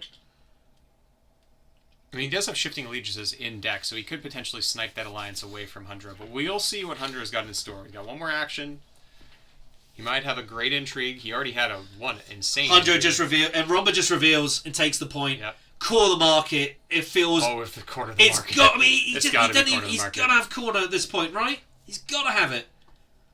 Secrets played. So, Here's 2 discards, and Romba had to reveal now if he wanted the point. So Romba is unaffected by Mother Mahayim as well. He has nothing to discard here. That is great. So he knew it was coming, so he figures, well, if I want this myself point, I've got to do it now. So I think it's a good move from that. It's good awareness. Yep, he was smart to earlier. Knew it was coming here. So good awareness from that. That gets in the point. If he's got core of the market, it's savage. Absolutely savage here. Oof. So Sordon's convincing away for Hundro. Baron gets rid of his persuasion cards. Makes sense. Doesn't really care much about any of that stuff. So I don't think there's any way that Hundra ends the game this round. Then it seems, unless he's got an endgame point. He's got to have. Well, yeah. It's Sleeper Must Awaken is basically it. He's got to have sleeper and all like, staged. Plus combat. But stage he doesn't get the second point. Yeah, he has to get second place. So yeah. You're rooting for Baron. How dare you? It's been a wild game, this. How dare you? Hundred's just going up and down. He's going to get his 9th point this way. Okay. He knows it's not ending this round. Does he have rapid? Does he have rapid deployment? Oh, if he has rapid, yeah. Oh my! If it's rapid deployment, I think Toll's going to win this. Possibly. Oh, he's going to have to do a next action, so we'll see. But rapid deployment, he's got like 20 strength. Like, the game just ends. The game will end. Man, is Ilbon going to get robbed out of this? Oh, man. You have the best deck by a mile. It's not even close. It's not even close. It's not even close here. But Ilbon's going to get a Spicer's Flow, and he's going to get Halter. It's going to be 9 points. But he might be out of time. You know what? He might actually lose to a corner of the market Nachtmahr, because if he is, he's holding 5 He's extra 5 points. 8-game victory points. Yeah. Oh my goodness. But I see that, and I think Hundro Moritani has rapid mobilization here. Yeah. This is carnage. Baron with 1 final action. He's got to go Great Flat, surely. Great Flat, and you've got to look for 2 points. There's no other move here. Get the intrigue, shut your eyes, and hope it all works out here. Let's go. Oh, everyone is so close. This is crazy. He will not be able, unless he gets the Solari card, which would give him the Solari to also get another point here, but he has to hold. I don't know. This is very He's still close. progressed. So Ilban does not have the money to put in troops. He's at 8. He is short, so he's at 8 plus 1 is 9. He has a spice. He gets a dagger. He's gonna get a spice. There he goes. What's he got? He's got intrigues. He looks like he's going to play something here. What does he have? What is this? Does he have rapid mobilization? He's got quid pro quo. So that's a 9th point. That works. So there's 9. So Ilban's going to be at 10 here. Ilban finds a point. Uh oh. This is all over the place here, but 10 might not be enough. Yeah, 10 If doesn't look like it's heavy Romavernius has enough. got corner market, it's just over. Refocus here from Hundro. Might as well. You've got no reason not to play it. You might find something fun. You never know. Get some swords. One more shuffle for good luck. Players like seeing Refocus, by the way, because it's not really doing a whole lot of anything. Better that than like Ambush or whatever else here. Is this final round? Nope. He's... Oh, wait. One dagger. He has rapid mobilization. It's over. He did have it the moment he went ship. I'm thinking he must have it. Oh my goodness. Oh my god. Oh my goodness. But he's only going to get 1 point out of it though. He has no reason. Oh, he's got 2. He's got the 2. He's spice. gonna get 2 points. He's gonna get 2 points. Is the next best thing going to win this match? Oh my goodness me. I'm so glad I called it. I'll take the credit. Massive. Just that he started. Yeah, the Garrison. Just he must have this. Oh, He's at my. 23 strength. And I don't think Baron could do it. Unless Baron has got Allied Armada and something else. Allied Armada maybe... Hundred's at 23. Allied Armada would tie it. Can you imagine this ties and we go another round?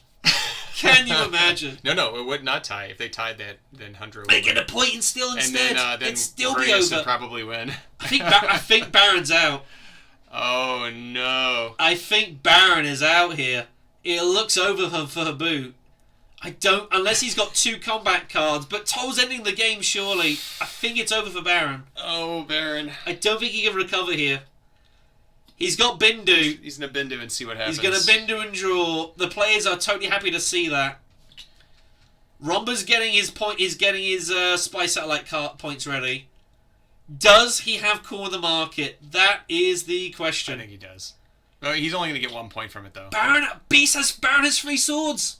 Alamada's good. Oh, it might not be over, guys. There's an ambush. No, But he just did money. find Windfall for the He 3 had points, Windfall. but he can't win the combat He because of would've had rapid mobilization. He's been thwarted. Oh no, rapid mobilization takes it It's away. all over for Baron. He's out. That's it. It's over. So it's gonna come down to endgame. There are no endgames to draw here. Yep. So who can benefit from what? Ilban can't get anything for like Grand Conspiracy. Does Romulus have core of the market? That is the only question. I think it's the only thing that matters here. I don't think anyone else can buy anything else here. That is the question. It's all that matters. This is the end, Jeremy, of this game. It's carnage is what this is. So we're gonna see who has what in hand. So Toll's gonna finish at 11 here.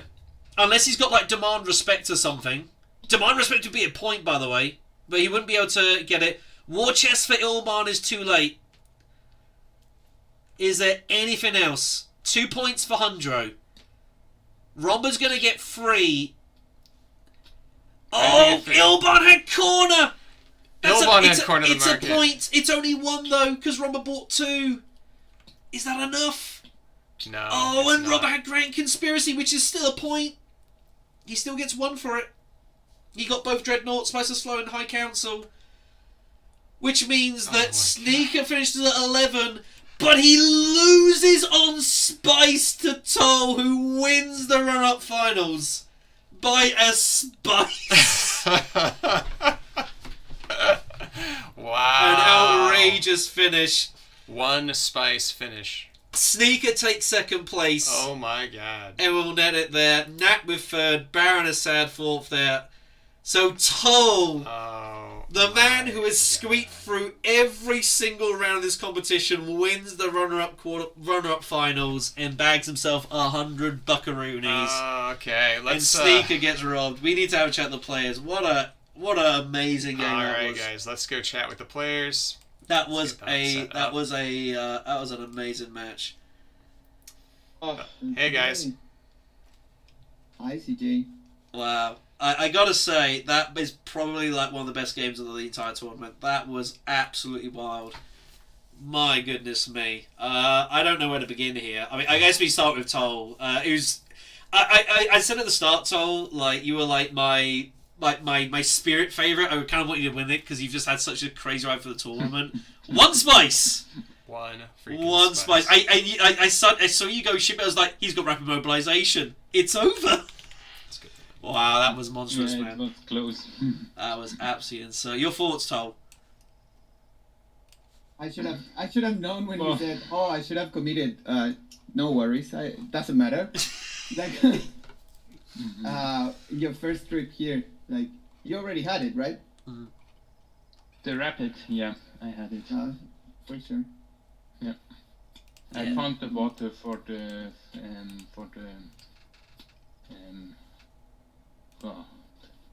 for this party warriors. Yeah. There was so much wild as well because obviously like Ilban had like an insane deck run. Like, that's one of the like crazier decks I've seen in like the competition. Insane. I mean, Mother Mahayam, Gurney. The Jessica pull was disgusting as well when, you know, Baron just figures, just get hold of Missionary, a bit speculative, and just, because you kind of indicated, I figured you didn't have the ninth persuasion for the solo, and just peels off Jessica for, as you do. That was absolutely hideous. Could not believe that. I mean, it's not, I don't think it's quite Lanny's Trome directorship call, but it was pretty close. It's pretty close. I wish they would have saved the Emperor. Absolutely, yeah, absolutely insane. That was really good stuff here. So yeah, an amazing game as well. Like, I mean, it was so wild as well because obviously Baron was pulled it as Baron as you're gonna do, then got pegged back, and then Ilban got super dangerous. There was a real huge, I think, turning point for probably two for Sneak. Obviously, losing the Emperor Alliance was brutal, and that was that was savage. But then the combat which you lost to Rhombovernius as well, the round 5 I think it was. Where he just kind of held on somehow. I guess he just didn't have the intrigue. He kind of got away with it a little bit when you kind of went to Siege and then realized you couldn't get there. That was huge. There was a turning point. I'm sorry. There was a turning point, and this is very important because I think this kind of shifted the game around. So, round 2, I decided to Hardy Warriors instead of full spacing for my second bump here. Yeah, and Handro already had one, and both Vernius and Ilvan decided because they both decided to not go here. And I was thinking, okay, so that is terrible for me. You're giving he didn't even go the first time. Like, he waited for the whole round to end, and then in his last action, after getting Sir Master and everything, then he got shipping, and then he got uncontested shipping for all the game. So it was like, do you give me the game or do you give Toll the game? And at that moment, I felt like I wasn't gonna win this game. Yeah. I mean, I needed one of you guys to block him. Okay, there was Spy Satellite, so I thought maybe one won't go there, but both of them, it was like I never contesting. There was no way I could have won against them. Yeah, but actually I think it was the correct call to let them block me your shipping access, because if they would have given it to you, it would be an even clearer game. Yeah, I mean there was a lot of gambling this. I don't think Sneaky, you've taken your spice for the reveal, but Toll's still ahead. It's being noted out here. But I mean, there was a lot of gambling, especially from Nact as well. Like, Nact gambled, like, round 3 to find his signet ring. He could have just ensured he got Spy Satellites, and he went and gambled to W3 find it, which was, like, kind of crazy to me. But he held on and found it, which was huge. And then there was a lot of people. Habboot got, like, really greedy, like, halfway the game, which he felt he kind of had to do because it was starting to feel that it was slipping away a bit, and it all looked so dangerous. A lot of people took a lot of chances with this game, and that was definitely noticed. But it was...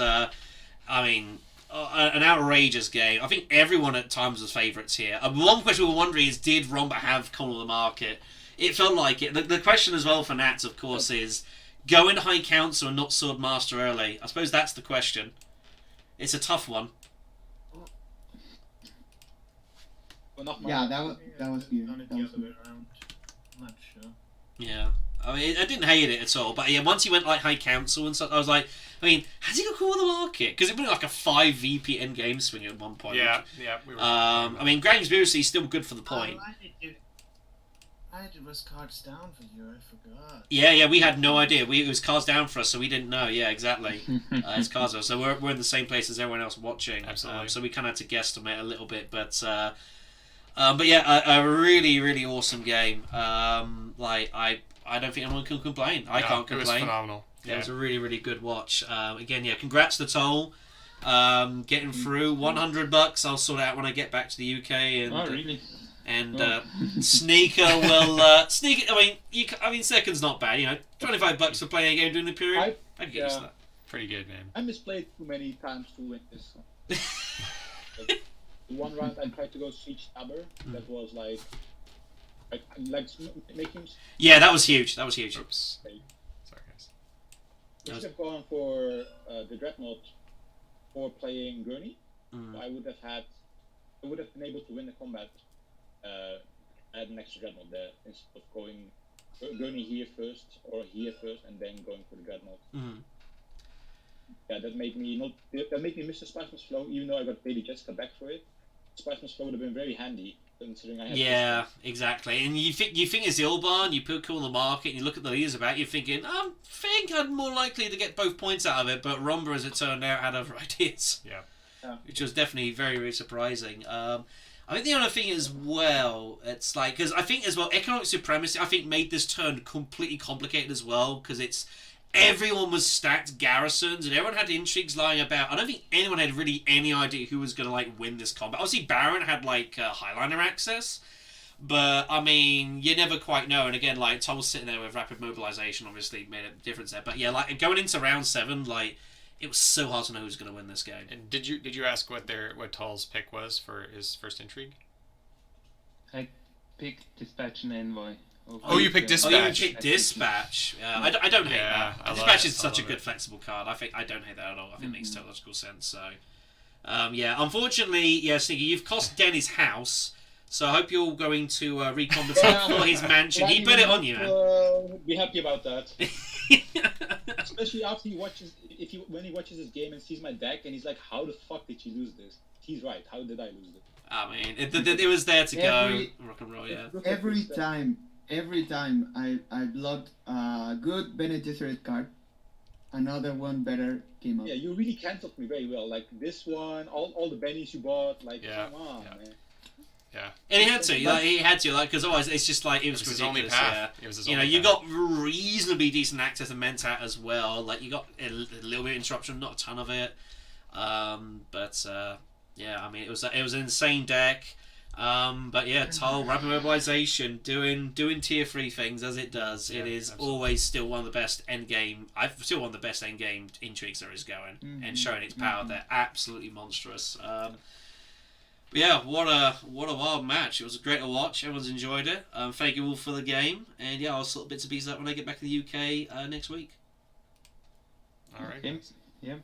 Thank you. Hey, thanks for the game. It was an awesome one. Yeah, really good one. Yeah, congratulations. You guys in the IMO finals, guys. GG's. Congrats, Toll. GG. And congrats, Thanks. Sneaker, on the second place, I guess. Yeah.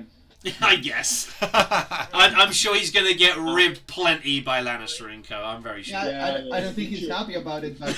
Yeah, Lannister's down on some cash too. 25 man. bucks that you didn't have before, so yeah, should be happy. Oh, goodness me. Thanks so much, guys.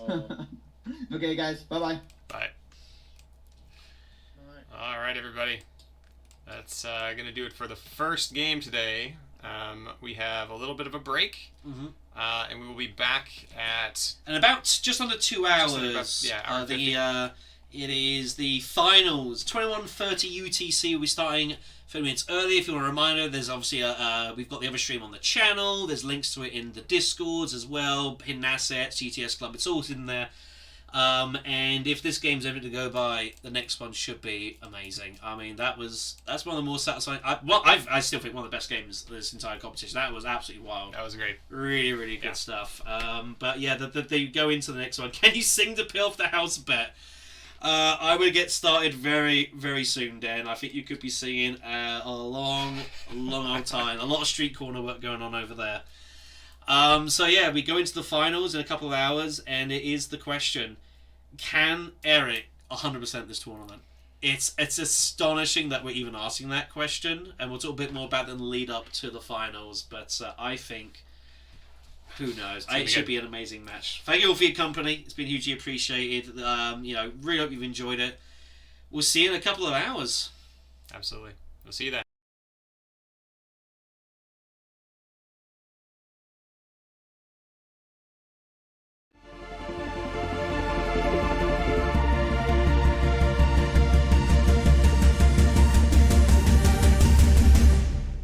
Everybody wants to be an astronaut. Take the long, tall train to the